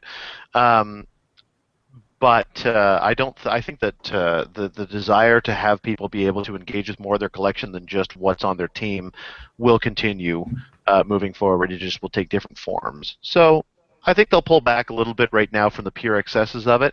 But it wouldn't surprise me if the pendulum swung back in the other direction, fast forward another year and a half. Like Kevin said, the game is constantly in a change of flux and change. It's one of the things that makes it renewably interesting, and the fact that it's still as fun today as it was the first day that we all started playing. But it also means that now they've introduced an engaging life on the table around the map. I doubt that's going to go away altogether. Just change its stripes. Yeah. All right. So next up, Michael. Alrighty, so guys, just right off the bat, this isn't bragging. This is more like a setup of the question. We're talking to Kevin this week, so anything you brag about is nothing compared to listening to this little hobbit. Understood. All right. So anyway, as I told you guys on the pre-show, I last night just went through month 4 of Civil War, and through my persistence and dedication, I came in first place. Hey, Well done. Well Yeah. done. Nice. Okay. So, and at the very end, I had all the prizes to give away, and I'm sure you guys have talked at length about the the participation prizes and the LEs that are given away. Well, I hope this is a fair question. Which LE would you say you had first pick? Mhm. Which one would you pick first? Namor. Why'd you have to give Kevin first pick? I didn't give Kevin. He jumped in. He's American. What do you want out of me? He doesn't need his turn. He jumped I'm in line. kidding. Sorry, Kevin. Were we in your way? Explain why, Kevin. Yeah, back your shit up. Because we got people like Ludacris who make songs move, bitch, get out the way. I mean, No, why Namor? oh, for the ID. Yeah. Oh, okay. Yep, fair enough. Fair enough. Tom? Kevin makes a pretty good point. Why not bring in an ID character that can then create a permanent pog? I'm actually gonna. My answer is Namor, but because that would be lame, and Kevin already picked it apparently, even though we both got first pick in this hypothetical scenario, then I'm gonna say Spider-Man also for the ID card because I really do like the idea of bringing somebody in that can have temporarily give everybody shape change and super senses and make themselves the target of the attack if anyone's shape change fails. There are linchpin turns every now and again, and on a round table or something, especially if you've got more than one Spider-Man to choose from, so you don't always have to have him as your assignment. But if you're going into a match where you think, I'm going to have a linchpin turn, this Krang is going to come across the board and really try to hit me real hard. So I want to be able to call it a Spider-Man to make sure that he's got to wait one more turn, or he's going to take a big risk doing it. And maybe that one turn is the turn that I need to get to his Krang first. So I'm going to say Spider-Man. And because in reality I'm not getting anything better than third pick, I'd actually go with Captain Iron America. Because honestly, he's pretty cool looking. And he's not unreasonably bad. He's just he's definitely I like not him. as bad I'm not laughing because I think he's bad. I'm laughing because I think he's hilarious. But I think I think he's hilariously named for one. And if I remember correctly, his real name is Steve Rogers. So guess what? ID card. What?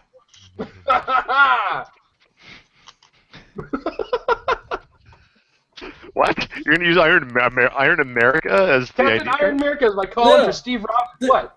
There's no A in the middle. It's Iron America. Right. Iron America. Wait. It's Iron America. Exactly. That's fair. All right. So next up.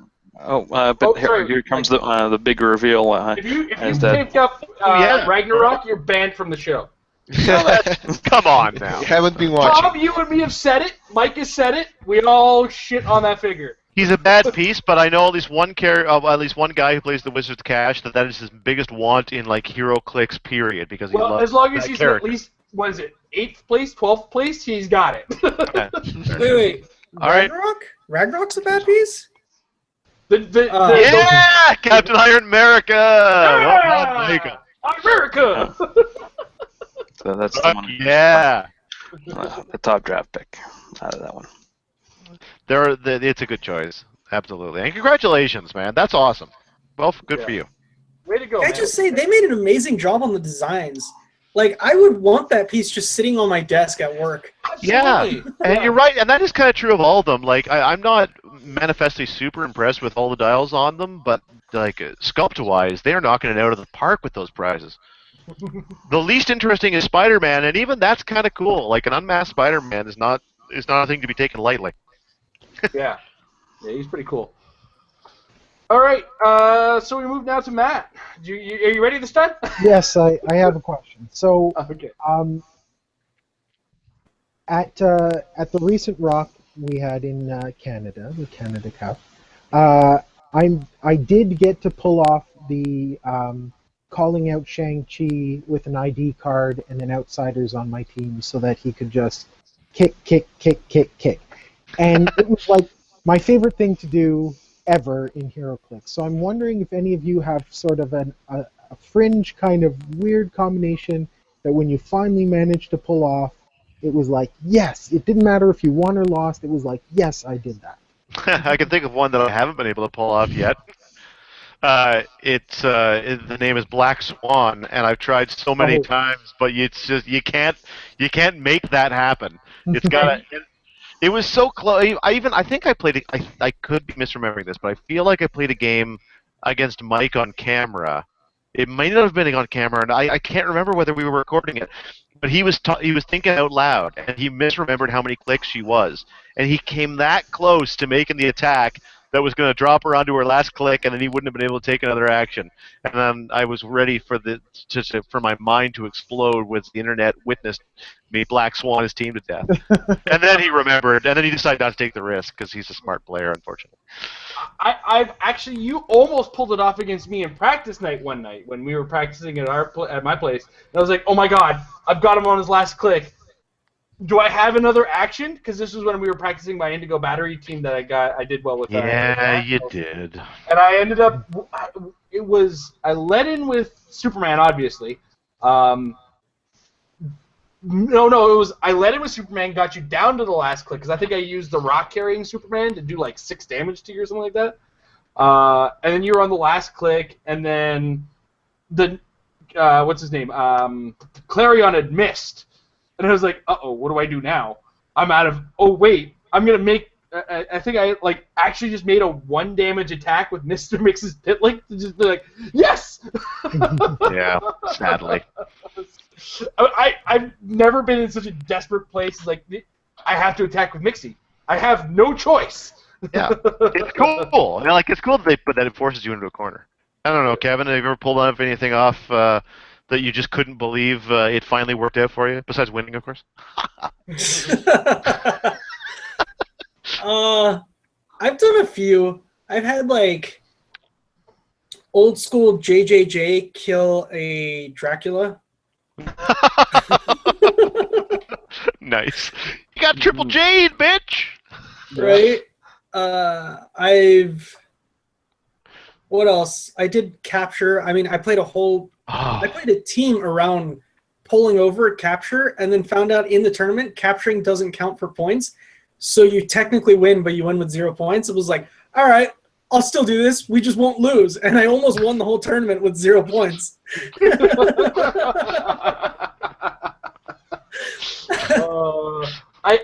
For me, honestly, I played in the Yu-Gi-Oh! Event thing, and my goal was to pull off an ultimate Blue Eyes White Dragon. Didn't care if I won or lost.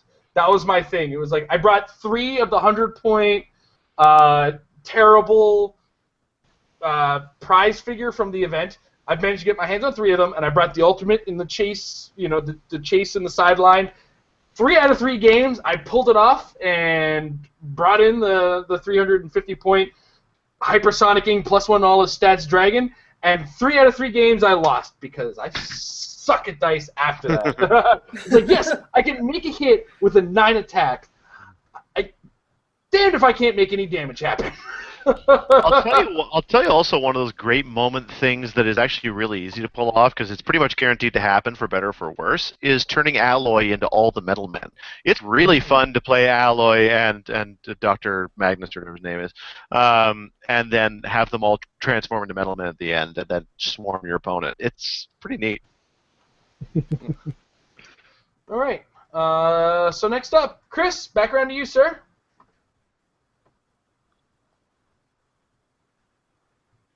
Okay. Well, I'm just enjoying listening to everybody. But I was thinking about some ideas for Chameleon. I definitely don't want to give anything away for you guys' teams, but so far, thread at this point they put out everything 60 points or less. Like, we're not keeping secrets anymore. Well, here's the thing: is when I first looked at it, I was trying to stick around the 50, 60 point level, and I notice if you drop your point level down, you start looking at some other kind of game-changing options. I know one of Tom's old favorites, Paranormal Investigator. Oh yeah. Riptide, that's another good one. A lot of these you'll notice the theme is it's going to revolve around a free action because it's a power action to turn into them. Sky, opposing characters within line of fire have to use a power action to use Perplex. That's the Fast Forces Sky. The Fast Forces Winter Soldier is like an 8-range sidestep outwit, depending on what click you're on. Caliban, it's got a pretty cool ability. Let's see, adjacent-friendly characters use improved targeting. Mephisto, good. Mysterio, that's a POG generator that you could actually swap into, bring out a couple POGs, and you know how that works. They have the team ability, Sinister Syndicate, and a couple others. I was thinking of Clark Kent, and well, I forgot the last one. But my question to you is the viability of an Ultron drone over there. Let's say you don't have anybody on your team that's 120 points, and you want to get away from your opposing Nick Fury getting a bonus, or just want to use him to call Lynn. I mean, would you guys lose 40 points to swap him out for an Ultron drone? I actually believe the replacement rules state that it's like the points on the character brought in, or at least a minimum of the original character or something to that effect.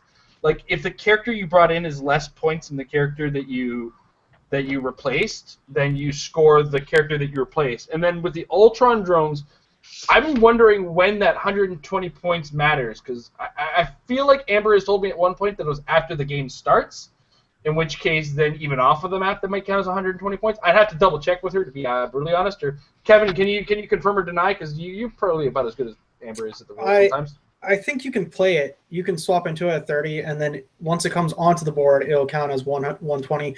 But it's not worth it. Yeah, I was going to say, it's a level of worth is going to be the next thing, because I know one of the first guys I clung to was Sunfire, because there's a lot of situations I can look at it and go, he brings Pulse Wave, which if I'm building a keyword team around Chameleon, I don't even think Spy brings a lot of Pulse Wave to the board.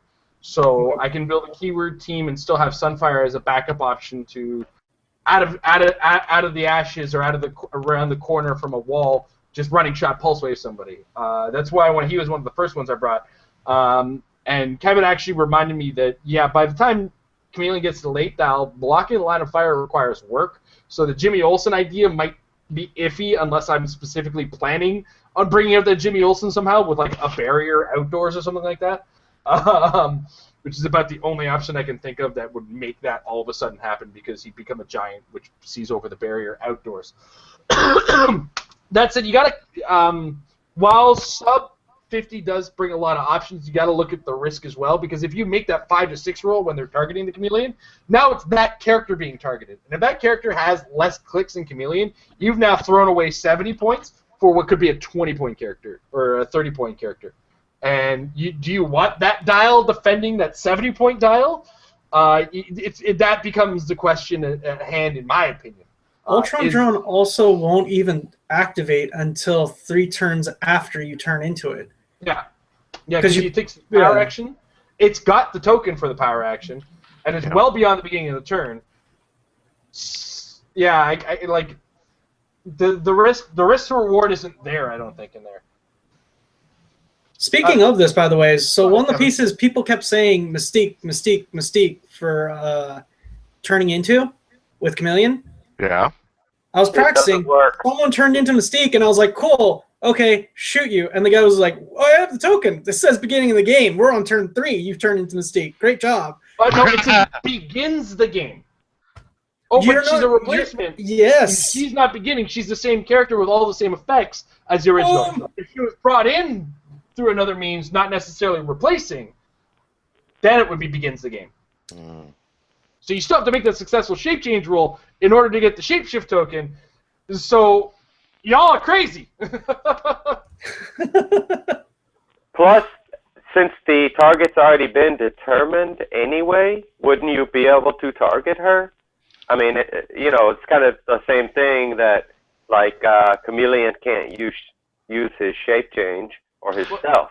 Well, I mean that would be true, except that in this instance, you take the action to become Mystique. That's not related to an attack. It's more if somebody were turning into Mystique reactively that would activate it. Oh, okay, yeah, I got you. And then you get to choose the order. So it's like, I'll take the shape change first to see if I get the shapeshift token and the shape change off. If that doesn't work, then I'll take. No, you don't get it because it's. Chameleon always goes first. Yeah. Chameleon always goes first, eh? Yeah. Well then. Yeah. But Chameleon doesn't turn into Mystique when it's attacked. It's the other way around. So Yeah, sure. Mystique was still. Yeah. So peace out to Mystique, and she hasn't done much. Yeah. I'll be interested to see if people really double down on Chameleon and see what, because there's so many options, and I feel like there's a lot of opportunities out there that. It's not that people haven't thought of them yet, it's that people haven't thought of the full ramifications of them yet. So we just haven't seen time for people to stretch their legs into that piece yet. I think that's pretty much where I'm there. Sorry, I got distracted. Got pinged a couple times here on the internet. The Internet of Things as it is.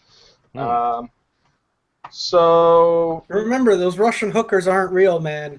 They're real. It says 100% free, but it's not real. So there's no single moms looking for me in my neighborhood. There's no bros that want to work out with me. I mean, what's going on here? The internet of lies. All right, Pedro, it's your turn, sir.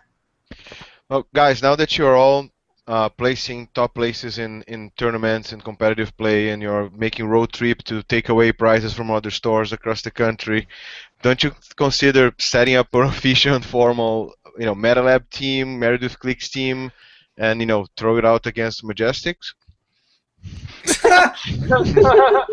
We're in the business of second place. So a funny story happened a little while ago. We started talking about having a rivalry between Majestics and us, and the critical Clix and us, and us Canadians, we don't do this rivalry thing too well unless it's on the ice. In which case, we'll fuck you up.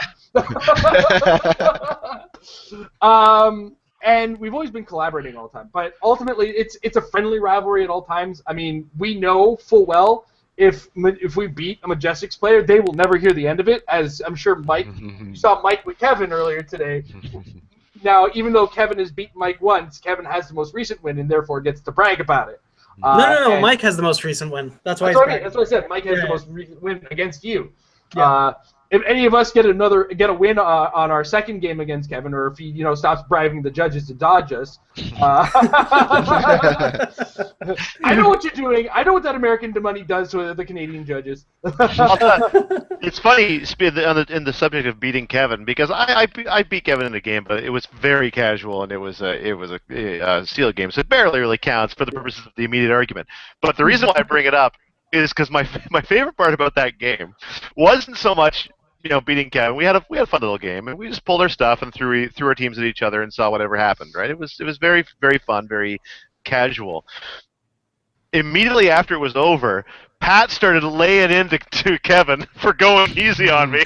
And telling him all the things that he did wrong. And I've got a brief window into the world of Majestics, where if you lose a game, you're gonna hear about it. We play to win, and when you have that mentality that you want first, you need to always go with it. If you make a mistake, like someone was messaging me recently, like, do you know how many mistakes you made under the camera? And I was like, oh God, explain it to me, because I need to know, because I need to get better always. Yeah. You want to be we want to be the best in the world. Of course. And you are. So, but you want to stay the best in the world. Right. Yeah. Yeah. Yeah, I don't think there's a single player who sees a Team Majestics player about to sit across the table from them and just goes, ha-ha, easy win, right? No, it's just like, God. Oh, Then again, it also, but I think it also speaks to your credit that there isn't anybody who knows any of you that sees a Majestics player across the table and goes, "Oh no, it's not so much, "Oh no, I might not win." It's, "Oh no, I don't want to play this game." I mean, you guys have managed to be a good to do incredibly well without sacrificing the ability to be fun to play with, and I think that speaks well of you. It also speaks well of the game because that is the environment that is fostered by this game. You don't have to be a jerk or a cutthroat in order to be successful. You just got to be good. I for one welcome the challenge. I want to play the best players that I can possibly play at any time, so that I can improve my game. Watch what they do if I do screw up, and at the same time, I made a joke about it earlier this week, but I've been siphoning information from these guys as I chat with them more and more, and just kind of improving my own game in the right direction when I was doing Champ Chat with him, and he said, if you're the best player playing the best team, then you're probably 100 times more likely to win than just the best player playing what might not necessarily be the best team, but you'll do better than playing the best team, right? Yeah. So, the HeroClix is more rewarding for the act of doing it than the outcome of it. So yeah, I think we would all rather have competitive games, regardless of the outcome, than just cakewalk our way to victory. And that's that speaks to what Kevin's talking about. It's not, we don't want to be the best so that you win all the time.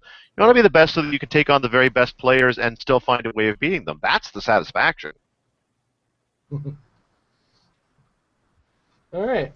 All right, Michael, you're up next. Did we address this correctly? Nope, we didn't, which is perfect. We walked exactly around the conversation, which is fantastic. Mike.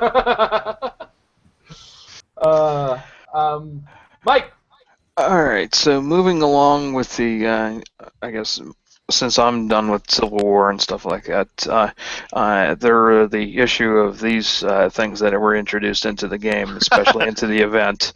I got to, introduce like that. These. That's a pretty piece of paper, right? Exactly. It's like worthless. Well, somewhat like collectible, but. Do you think they have any possible reuse in say, a constructed game like that? If you have a judge who's very creative, yes. Because I know myself and Amber are planning something based around it. We haven't figured out what the something is, but we need to get all of them back for anybody who doesn't give a crap about them. If the people want them, I let them keep them. I mean, they're paper. After the Civil War event, they're literally just pieces of paper that look a little pretty. They do nothing for the game, nothing outside of the event. So unless you have a creative judge or some kind of creative scenario to play with your buddies, you've literally just got a piece of paper that's got some pretty art on it. I would also suggest that, if you've got a creative judge who's going to make some use of them, then that judge is probably going to bring them and not assume other people have them. And at that point, they could just bring a bunch of loose leaf pieces of paper. So, yeah, unfortunately, I think they're kind of junk. Sorry, Kevin, did you see the most recent post put on Critical Clix just now on the Facebook? No, I got a thing sent to me about it, but it's pretty good. The first car built using Common Core Math. I can't not share this. I gotta share this. Hold on a second. I died laughing a little.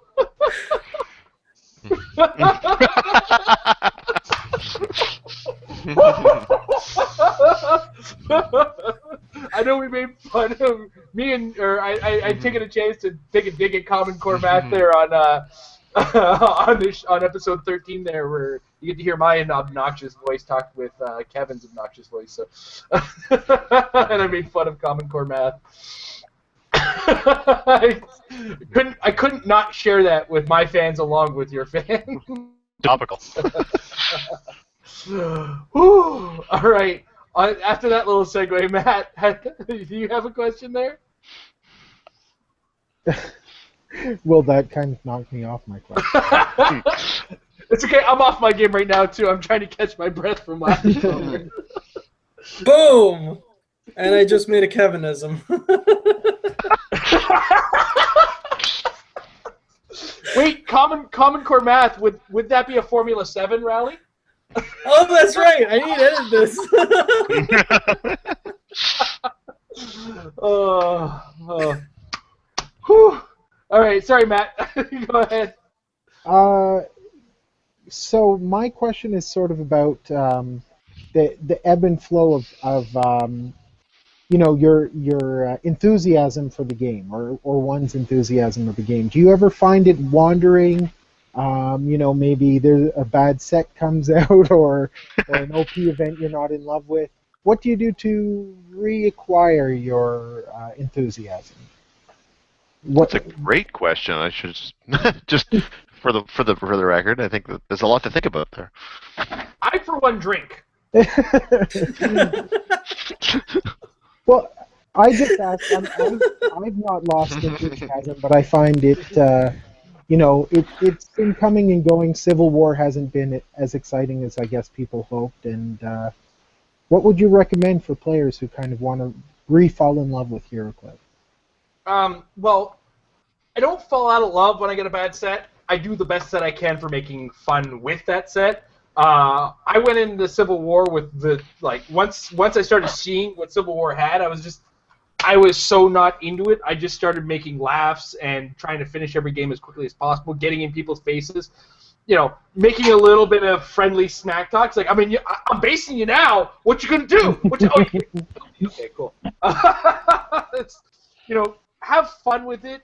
If it's not great and if you're not doing well or whatever, always remember that because, like you said, it ebbs and flows. There's something good around the corner, or there's something that this future is building towards. This could lead to something else. Civil War, for all we know, post Nick Fury might look a little better, even though there's still a ton of figures that are just pure crap in that. But that's the state of competitiveness in the game, or competitive play. Is you'll find full sets, there's almost no figures being used from them anymore. What do we use from Flash anymore in the competitive game? Ragdoll? Think about it. Tom uses Ragdoll. Nobody else in the world uses Ragdoll, but Tom uses Ragdoll. I was going to use Ragdoll before Frogman came out. You see, the original Mixie activation. Just Frogman was half the points and better. Yep. He's not half, and he's not necessarily better. He's just slightly under half, because Ragman's 60. I thought he was 45, wasn't he? No, Ragman's 35. Ragman's 60. Yeah. Ragman's like 35. 35? 35. Okay. Yeah. I'm double checking my matches. More than half. He's 35. Slightly more than half. Still more. But gets the job done, and then adds obnoxiousness to himself as well. Jenny Sparks is also great. I've had good success with her in a different period of the meta. When was the last time you used Jenny Sparks? When there was an ion and a green battery to play with her. And I go back to my point, is in the ebbs and flow, currently, none of us are using anything for Flash. Which is okay, because Flash is rotating out in the next rotation anyway, and that kind of happens. I use Star Labs Tech. Tom, you're pushing this way too hard. Because I'm also saying, even in the competitive game, even if there is figures in a set, there's maybe at most 5 from a single set that will really kind of make a splash. Sometimes 6 or 7, right? Yeah. Yeah, very true. So going back to the question, I'd say for me, because I didn't like Civil War. I honestly don't really care all that much for the new Spider-Man set. Mm-hmm. But look, you got thousands of pieces and hundreds, tens of sets that have come out. Build formats for yourself that don't involve that stuff. Just play like 600 points, nothing bigger than a peanut base, no resources, have fun with it, see what happens, That's how you keep yourself active with the game and always going within. That's what makes you think it's fun, because you always go, oh yeah, I haven't played like Brother Voodoo in a year. I remember how good he was. Why was he so good? Then you play and you're like, oh yeah, there you go. I've said it a few times. Table games are invaluable as part of your practice because it keeps you playing the game. You learn new things. Sometimes you come up with redonkulous strategies, and you can actually functionally find something or a combination of figures that you can fit into the metagame. Or you try really hard with the stupid police theme team. Do mediocre at best with it, but you keep running it for some reason. That's a dig at myself. Fair. Honestly, if you want to get good at this game, the fastest way to get good at this game is learn placing and learn turn procedure, as far as never letting the momentum shift to the opponent. And the way you do that is not by playing the best team out there right now. It's by playing a shitty SEAL team against maybe the best team and figuring out how you got to place against that to stay alive for the longest period of time, where your actions go. And by doing that, you suddenly go, oh, I'm a better player because I'm playing a crappier team. Yeah. Some of my best learning experiences have been me building a team going, from the bucket. All right, how many points do I have left? And that's that. I'll just play with that junk. And when I say the bucket, I mean that stack of figures that might have is about to go Golden Age, or is just in your pile of characters you don't give a damn about. Or sometimes I'll just take a figure I've never used before, grab its keyword, and just grab a bunch of figures, and that's where I'll learn a bunch of things. And that's where I've learned the value of individual squares. You know what I mean? When you play pure crap and you're trying to make it work, every inch starts to matter, and you really start to appreciate everything on the map, everything that a figure can possibly bring to you, and you eventually maximize what's available, so that when you get to points where you're getting into high competitive play and you have the option of anything, the best figures to play, because you take that stress that you had from that terrible game and turn it into a non-stress, but at the same time can apply that stress in a stressful situation and adapt very quickly, right? It's a double-edged sword, right? That's a complicated way of saying exactly what Kevin said, though. It's good, thanks. No problem. All right, back around the table to Chris.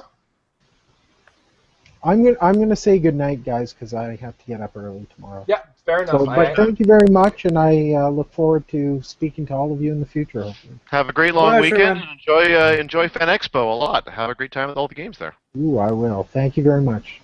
Fine. Thank you, buddy. See you later. No, another thing about Jenny Sparks, obviously, I don't know if y'all mentioned this, but she could pulse wave, and she can actually kill all the colossal on the board. All the one-click ones with their little toughness that can't be ignored. She don't care about that. Yeah, she's also one of the few people that can hit Devil Dinosaur for a really significant amount of damage. All of those special powers would just be ignored on Devil Dinosaur.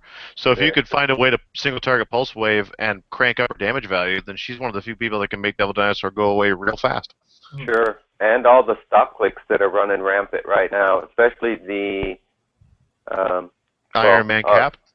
Those, and of course the primes from UXM. Mm-hmm. Okay. Mary Marvel, one of my own favorites. Oh yeah. But her stop click is on her damage, isn't it? It doesn't matter. It It's ignores special all specials. powers. Yeah, it's not. Special powers purely. You're thinking Malekith, where it was. Okay, it's defense powers. Yeah, okay. I thought it was. My bad. Wasn't sure. Okay. So does everybody have a piece of paper handy? Because I've got a quick question. You just need to jot down your answer. I got Notepad open. I've got Notepad open. Does that Oh count? well, that's okay. I'll trust you.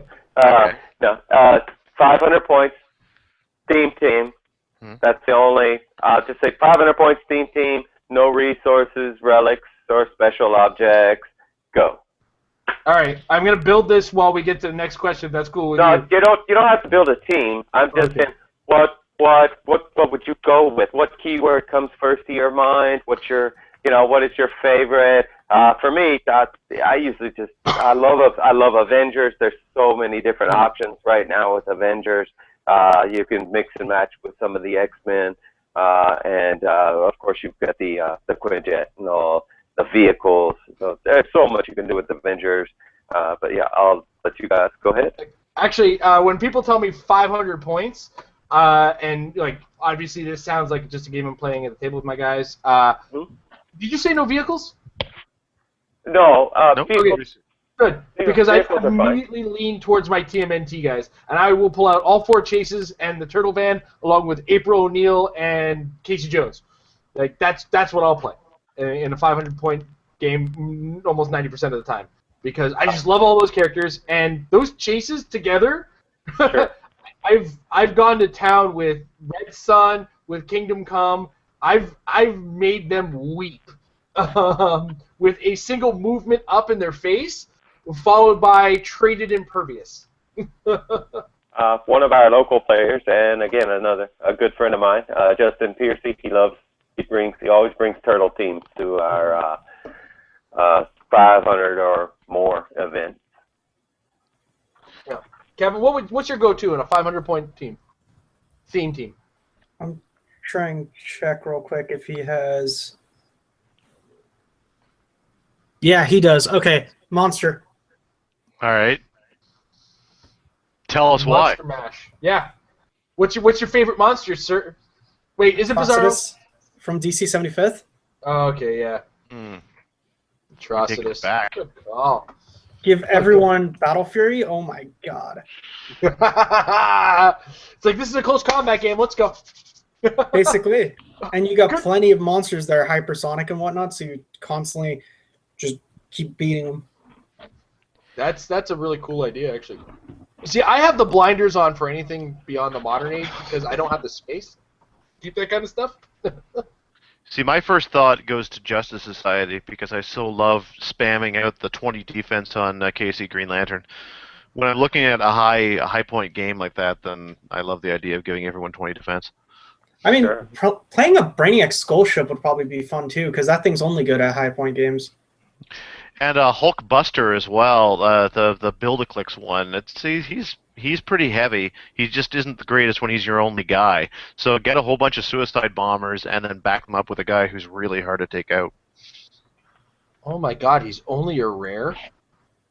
What, Atrocitus? Yeah. Wait, is this the right one I'm looking at? No, you're thinking of the 75th one. No, 75th. I'm looking at 75th. He's a rare. It's the War of Light little set that they came out with. It was like the I guess Fast it was Force. a starter. Okay. Mm-hmm. Gotcha. Yeah, Joss that was. characters in 5 squares possess Battle Fury.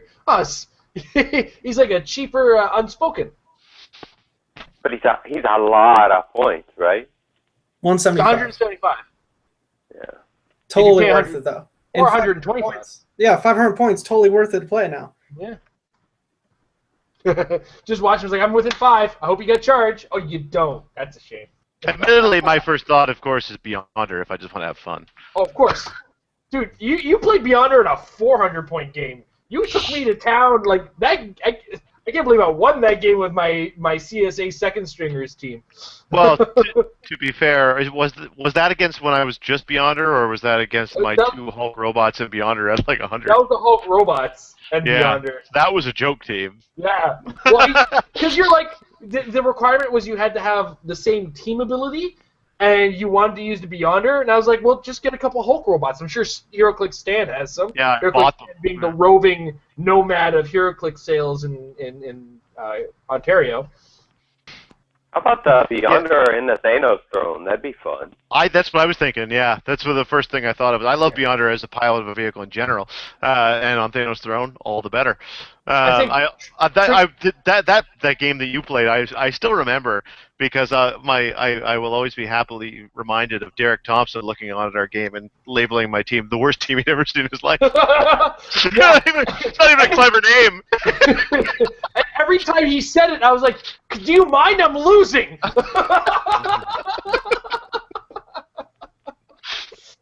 And that was when Trinity War was still the new hotness. Oh boy, do we look back on that. Oh god, I hate Trinity War. All right. Tom, did you answer the question already? With 500 points, what's your go-to keyword or figure? I think I said Justice Society because I love Okay, spamming yes. that. You did. All right, that makes sense. All right, Pedro. Hey, now I'm done with all my pre-made questions. I'll save some crazy ones for the next hangout. Okay, cool. Right. Cool, Sounds cool. good. All right, Michael. Alrighty, so speaking of sets that you guys don't like, the Warlight. Now, I want to know why the entities have not come down in price yet. They've already gone I think maybe they would maybe fall back to earth after it goes in the cycle. I'm looking at the website here. Like I see one, the Ion still priced at 62, 70, 60, 34, 76.92. Because it's expected that they may come back. I mean, we had a format that was Silver Age. It was limited, constructed. If it comes back, then it's going to be worth money. So that's why it's staying there until The Rock announces its next year formats. Actually, that thing's not going to drop. Now that you mentioned it, The Rock did just announce their next year's formats. Yeah, that was during our conversation. It was, actually. I've been trying to glance at it. No, Kevin, it's cool. I went to HC Realms to check something that somebody had said, and I was like, oh, that's up now. Let's see what's up. And, it's fate. What's that? It is. It's fate. It's fated to happen. And The Rock's Silver Age does have, I think, it says all carded figures from DC and Marvel only, but there doesn't look like there's any limitations beyond that. Therefore, there they are. But then it depends on how many stores are going to be taking to that. And I also... Oh, sorry? I'm just sorry. I was going to say, I was looking at them too, because I was actually thinking about dumping all of mine. And it looked like Ion was pretty much the only staying up there in price. Well, given that Ion started at $200 and then went down. It's still crazy high. I think Kevin's probably right. There's an expectation that they'll still be valuable in the right settings. Yeah. And they weren't exactly easy to get, right? I mean, there was one per brick. Nobody was buying bricks. Everybody was participating in tournaments. There was a select number of players who might have gotten some bricks or purchased some bricks just on the not so on the level market until very recently. So it's not like they're everywhere, and you saw them everywhere in tournaments, but those are just people who happen to acquire them or borrow them or whatever it took at the time. Market moves in mysterious ways. Also, I didn't so much hate War of Light at first. In fact, I'm a big Green Lanterns in general fan. But I got sick of seeing it in competitive play. I got sick of seeing it for the 6 months of the sealed event. It was a set that just stood out so hard in comparison to everything else around it that it kind of irked me. It's like I was glad to see it go because it did mean that there was going to be a big shakeup in the competitive game. That was during the period that I was not playing, thankfully, so I never had a chance to really get inundated with it at the time. It was just stuff that came along later. I only played one sealed game of War of Light ever against Kevin, like a year later. So, yeah, that's good. I mean, Kevin, did you had input. Everybody had a little bit of input there. So, it's all, but it ebbs and flows in weird ways. I can't predict it ever.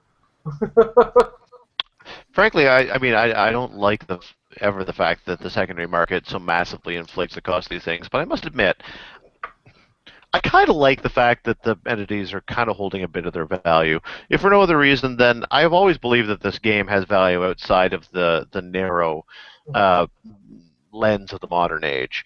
And there's so much fun to be had in this game. I mean, obviously the modern age is a tournament setting, and as well it should be, and I have no issue with that. But there's more to the game than just playing the things that have come out within the last 2 years. So, I think that speaks well of it. Yeah. And rarity matters to a certain degree. If you can't get it and rarity and demand exists. If people are still looking for it, and it's still very hard to get, the price will stay high. There's a lot of stuff even in Magic the Gathering. Well, I mean, Magic the Gathering supports their old stuff, so... and so that kind of stuff happens. But on that note, Pedro is saying good evening to everybody. Pedro, thank you for joining us. It's been a wonderful evening. Welcome to the Patron program, and I hope to see you in future Patron Hangouts. And we'll talk to you a little later with regards to some of your perks there with with what you've earned. My pleasure, absolutely. Thank you, guys. Thank you so much. Really. Thank you, Pedro. It's great. Thank you for joining us in. Thank you, guys. Bye-bye. Tom is thanking you because you've earned him a battle royale. This is my first time on the Hangout. I think it's really cool. I'm enjoying this very much. Good. All right. So Chris and Michael are the only ones left. So Chris, do you have any other? No, nothing special, man. It's definitely good to see you guys. Kevin, what's your next big challenge? I guess the Rock Cup, or do you have any ROC events coming up? No, it's the Rock Cup in October. Okay. It's going to be big. It's going to be hopefully the biggest tournament as far as participants ever. We'll see how that goes, though. Yeah. Well, I've definitely acquired my 200 points to get in, so I'm excited about that. Had to do it the hard way, unfortunately. Couldn't get the qualification, though things might change in Detroit. Who knows? We'll see how that goes. I'll be carrying a little lanyard that says "points for sale." Yeah, because I guess if you have the black ones, the black and blue ones with the treasure box, gotta get rid of them now.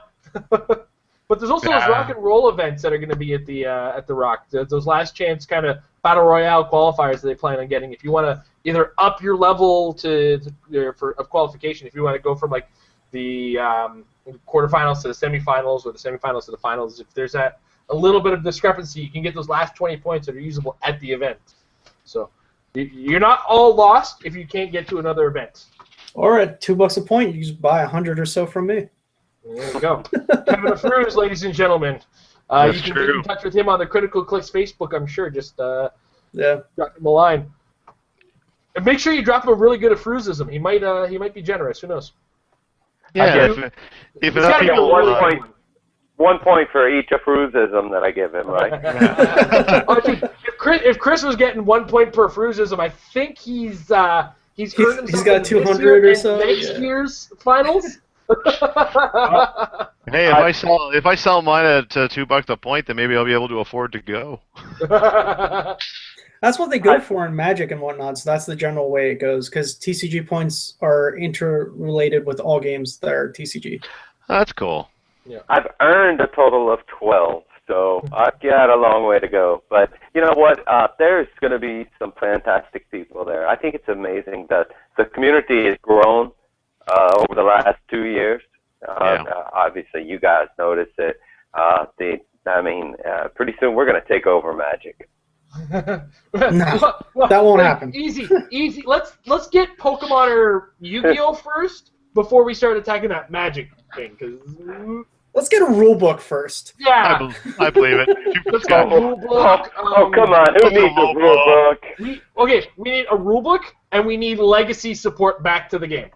That's what we need. Well, we definitely need a rule book. Yeah. That's why I put rule book before legacy support.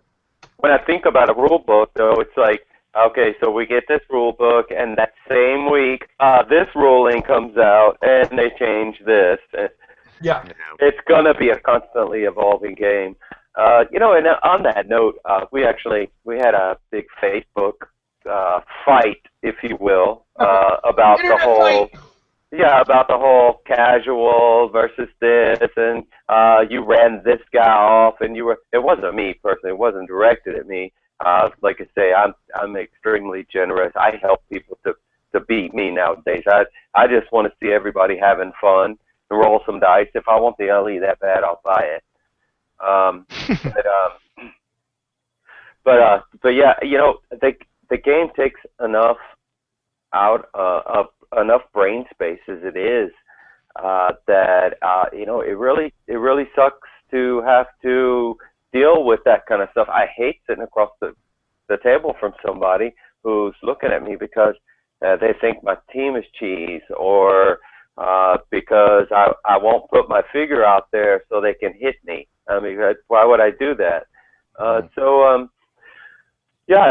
My first 6 months, I went home butthurt for a long time. I stopped playing at this venue. I hated this guy. I literally hated him. I hope he's watching now. Hey, Casey, if you are.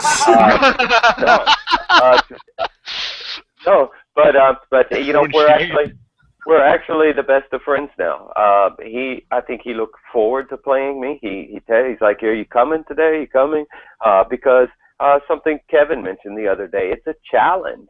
And every time we sit across the table from me, I know I've got a challenge in front of me, and I better play to the best of my ability, and that's only going to make me better. And you know, I've learned all this from a lot of watching those Monday nights, setting up later than I should. Thanks. If you guys could start a couple hours earlier, that'd be great. Yeah, I love it. I love the community. I love what you guys are doing over at Critical Clix. Scott, hello at DragonCon. If you're watching this, probably not. And then of course Jason, you and Amber. I mean, you guys are amazing. First I was like, come on, a YouTube podcast? You mean I can't listen to it in the car without using up my bandwidth? No, you know, I just save it for being at home, and you know, I love it, and I'm having a great time, and I wanted to get all that out before we close up shop here. So, thank you guys. Well, thank you for being such a loyal member of the channel. I mean, I know it's on Jason's payroll or whatever to be grateful to everybody. Not to say that he isn't really, but of course he also has to say he's grateful to everybody. I don't have any such obligation. I am truly grateful for the community that the channel has built, and I'm truly grateful for the community that I've found by playing HeroClix. It's such a wonderful, inspiring game, and it brings people together that otherwise may not have found each other in the context of shared positive experience. So it's great. Kevin, makes romance is real. That was good. One year, I think, Kevin, next year, let's have a beard off for Rock World Cup. Not this year. That's a horrible idea. I won't do it. What's the matter? You can't handle the grays out of this, bro? I can't handle how itchy it'll get. I trim it about every 4 days. 3-4 days. Yeah, I think I trim it once a month myself. But generally when I see strays start to get out there, it's like, okay, time to trim it again. Right. Yeah. I'm in the other areas twice a day, so that happens, and then having trim the beard, yeah. Oh, come on. Do you have to kick the dust off of it too when you do that, or? I mean, you're the only one who's seen it, right? Other than me, but. I work, man. I gotta go out there. I make a living. Oh man. All right, Mike, it's all yours from here on in, bud. Alrighty, so do you guys just want to go rapid fire, or Let's do it. Lightning round? We can do it. Mike? Yeah, lightning round. Let's do it. Lightning round. All right, so we're gonna answer them very quick. Wait. Let me time this. 3 minutes to win it. 3 minutes to win it. 3 minutes to win it. All right. Crossover. All right. You got to be as fast reading it as we got to be answering it. Okay. Okay, so the KC. See, I screwed up. All right. It's okay. It's okay. Relax. The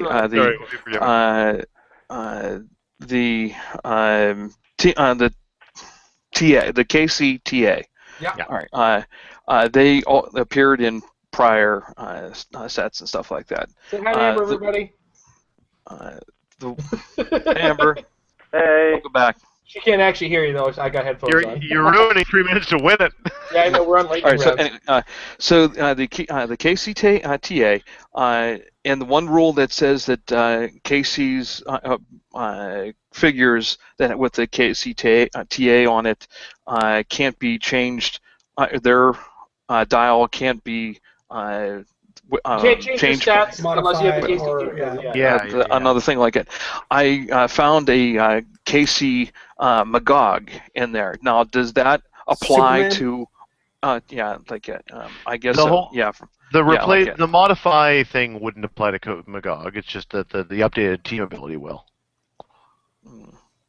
Okay. Yeah, because that trait is specific to the newest Kingdom Come characters, not on older ones. So that, because that trait is specifically written on their cards, like the KC Flash can be modified halfway to hell. It doesn't matter because he doesn't have that limitation on his card. He's also 195 points, which means he's I think he's most expensive than KC still. Superman 200. Yeah. So they get the super senses thing, but they don't get that. Yeah, they don't get that limitation. Yeah. What's the other one? Harlequin from the same set, the Prime. Yeah. She doesn't have that trait either, so she can be combated up to high hell. even though she doesn't matter and it's her fun box. All right, next one. All right. So when you're playing constructed games, practicing at home, do you use a timer? Do you change up your strategy when you know the rounds are timed, or when you have plenty of time to KO your opponent's whole force? Definitely always keep a time when we're practicing for a competitive game, since that is a feature. It's not simply, the object in a competitive game is to win in 45 minutes or whatever it is. It's not just to win. So definitely always keep time. Kevin? This game is gambling. So it's just like blackjack, where you suddenly won 3 hands. Do you choose to keep going or get up and leave the table? Mm-hmm. And that's exactly what it is, where you're like, I'm going to start this game wanting to kill your whole force, but sometimes dice don't work your way, or the guy's smarter than you and plays better, and then you got to decide, well, there's only so much time in this round. I'm up on points. Should I retreat, or should I just go all for it, kind of thing? And that's all it is. Yeah. Yeah. And he roboted out a little second ago, but yeah, he kind of wrapped it up there. And yeah, we keep time all the time, even though if you play against me or see me even in practice, you'd swear that I thought the hero clicks time in a round was a chess clock. That's true, but you're still and it's a completely viable strategy to build a team that is not designed to wipe your opponent's team out, simply to win. Yeah, I just don't do it. I think I've done it once and it was sealed, and I can't believe it worked out for me. And that was in the qualifiers for Canadian Nationals when I built with a Juggernaut, and it was like I have 85 points. It was Juggernaut and Mystique, and it's like I have 85 points on my team. As long as I can score 90. I win. That was, well, I played SR Chase Phoenix. My strategy was not let this person KO my opponent. It's let's kill a Morlock. Morlock and run. Go! All right, what's the next one, Mike? All right, last one. Yay, we're on. All right, so would you ever consider a new era in HeroClix where the new cards of this considering the Spider-Man foes, are going to start a new era? How do you guys feel about Spider-Man foes in constructed and casual games? I'm sorry, I didn't word this right. Syndicate characters? Or not syndicate, syndicate characters? Is it fair? Yeah. It sounds to me like you're saying with the cards, with the dials and the cards and whatnot. Does this represent a new chapter in HeroClix history? Is that what you're saying? Yeah, and is this going to and you have the modern era and the past eras, Silver Age and all, Golden Age and stuff like that. Is this going to be a new age from here on? I'd say I want to start a casual constructed event, and you're only allowed to use cards that are going to or figures with this type of cards like that. I can see some judges. There's some judges who will do things like that. I've seen judges try to say no carded characters at all, and other judges who are only carded characters. Sometimes you limit some players when you go with only an older type, and you run the risk of alienating a bunch of people who didn't A, keep a bunch of stuff from their old collection, or B, just aren't interested in limiting themselves like that. It's a risk a judge will take, and if it's a home game, it doesn't really matter. Everybody's going to come and show up and have beers and play a game. But if people are trying to limit a specific type of card to a tournament, I think you can't limit to old. You have to allow new. And so I'm sure people will be fine with a dial-on back card only tournament, because they pick up a couple packs of the newest set and it's available to them, right?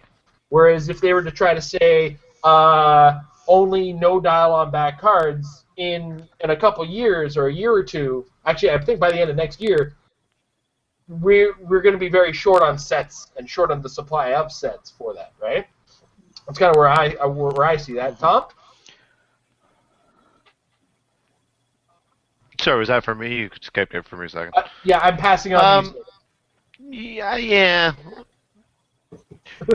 It's as good a place to draw a line as any, but I don't think that it's a really significant shift, especially now that obviously the cards are the back and you're not supposed to look at the back of your cards. I don't think it's a big significant shift in the history of HeroClix. So yeah, you could use it as an excuse, but you could use almost anything as an excuse by the same token. That would be my thought.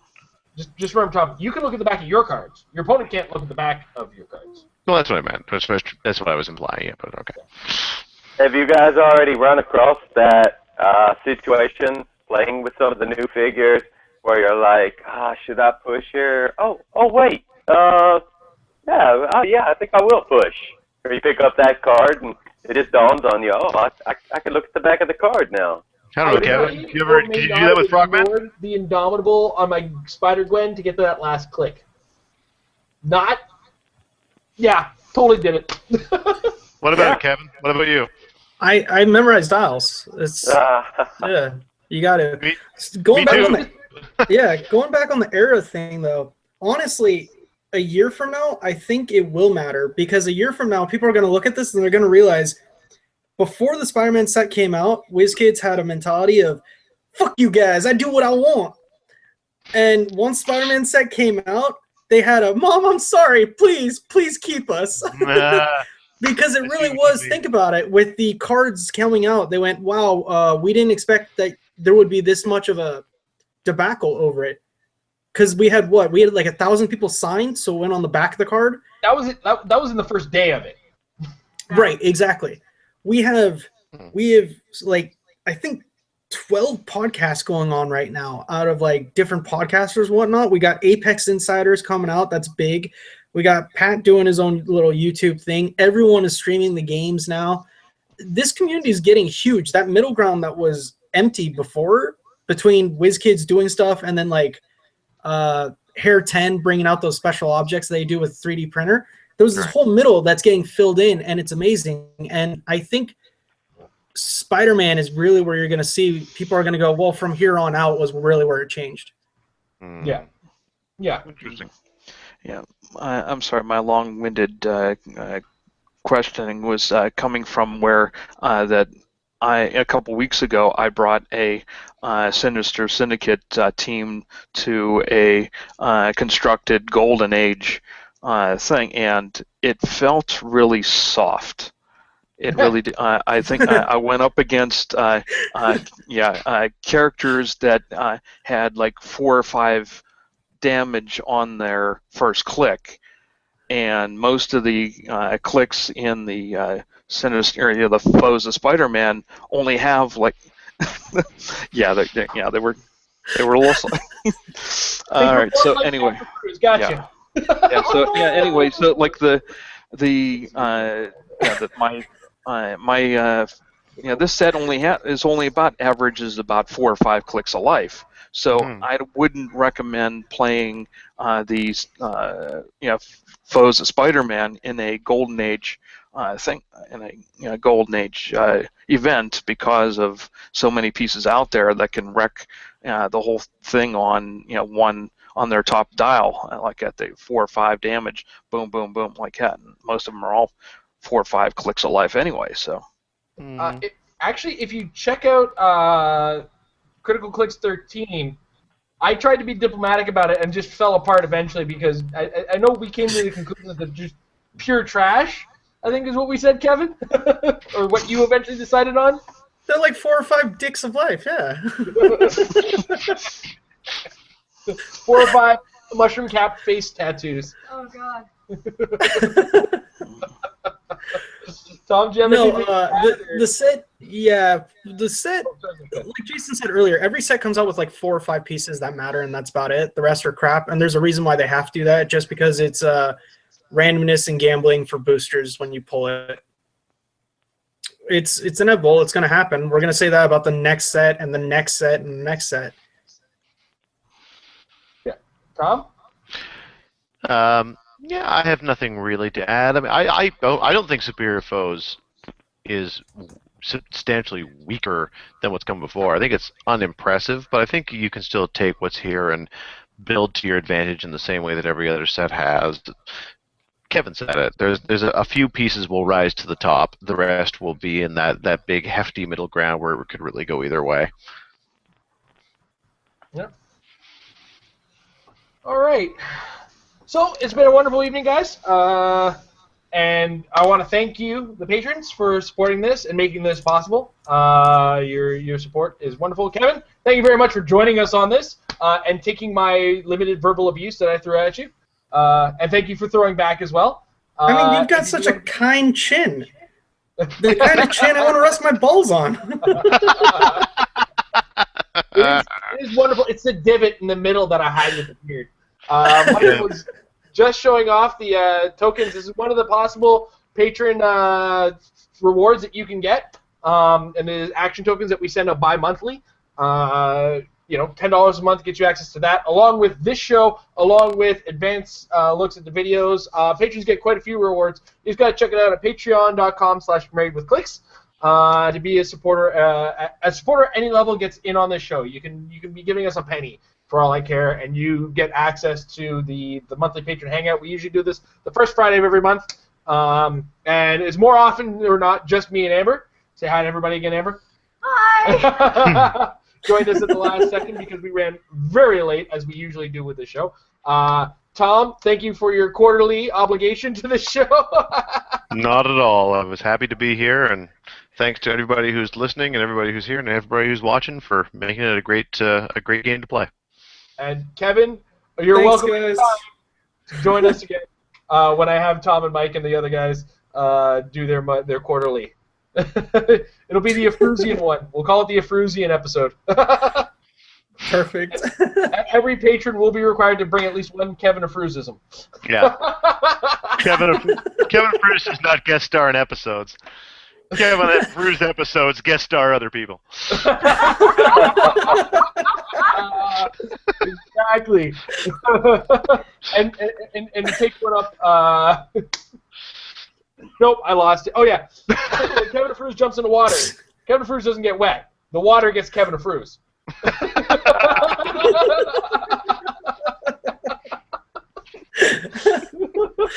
All right. Once again, thank you guys, patrons. Thank you guys for watching live. Thank you guys in the chat for entertaining me, and Nathaniel especially, who unfortunately technology beat him out of the show, was willing to join us in the chat and keep it entertaining for everybody. Have a wonderful evening, and see you guys next month on the next Patron Hangout.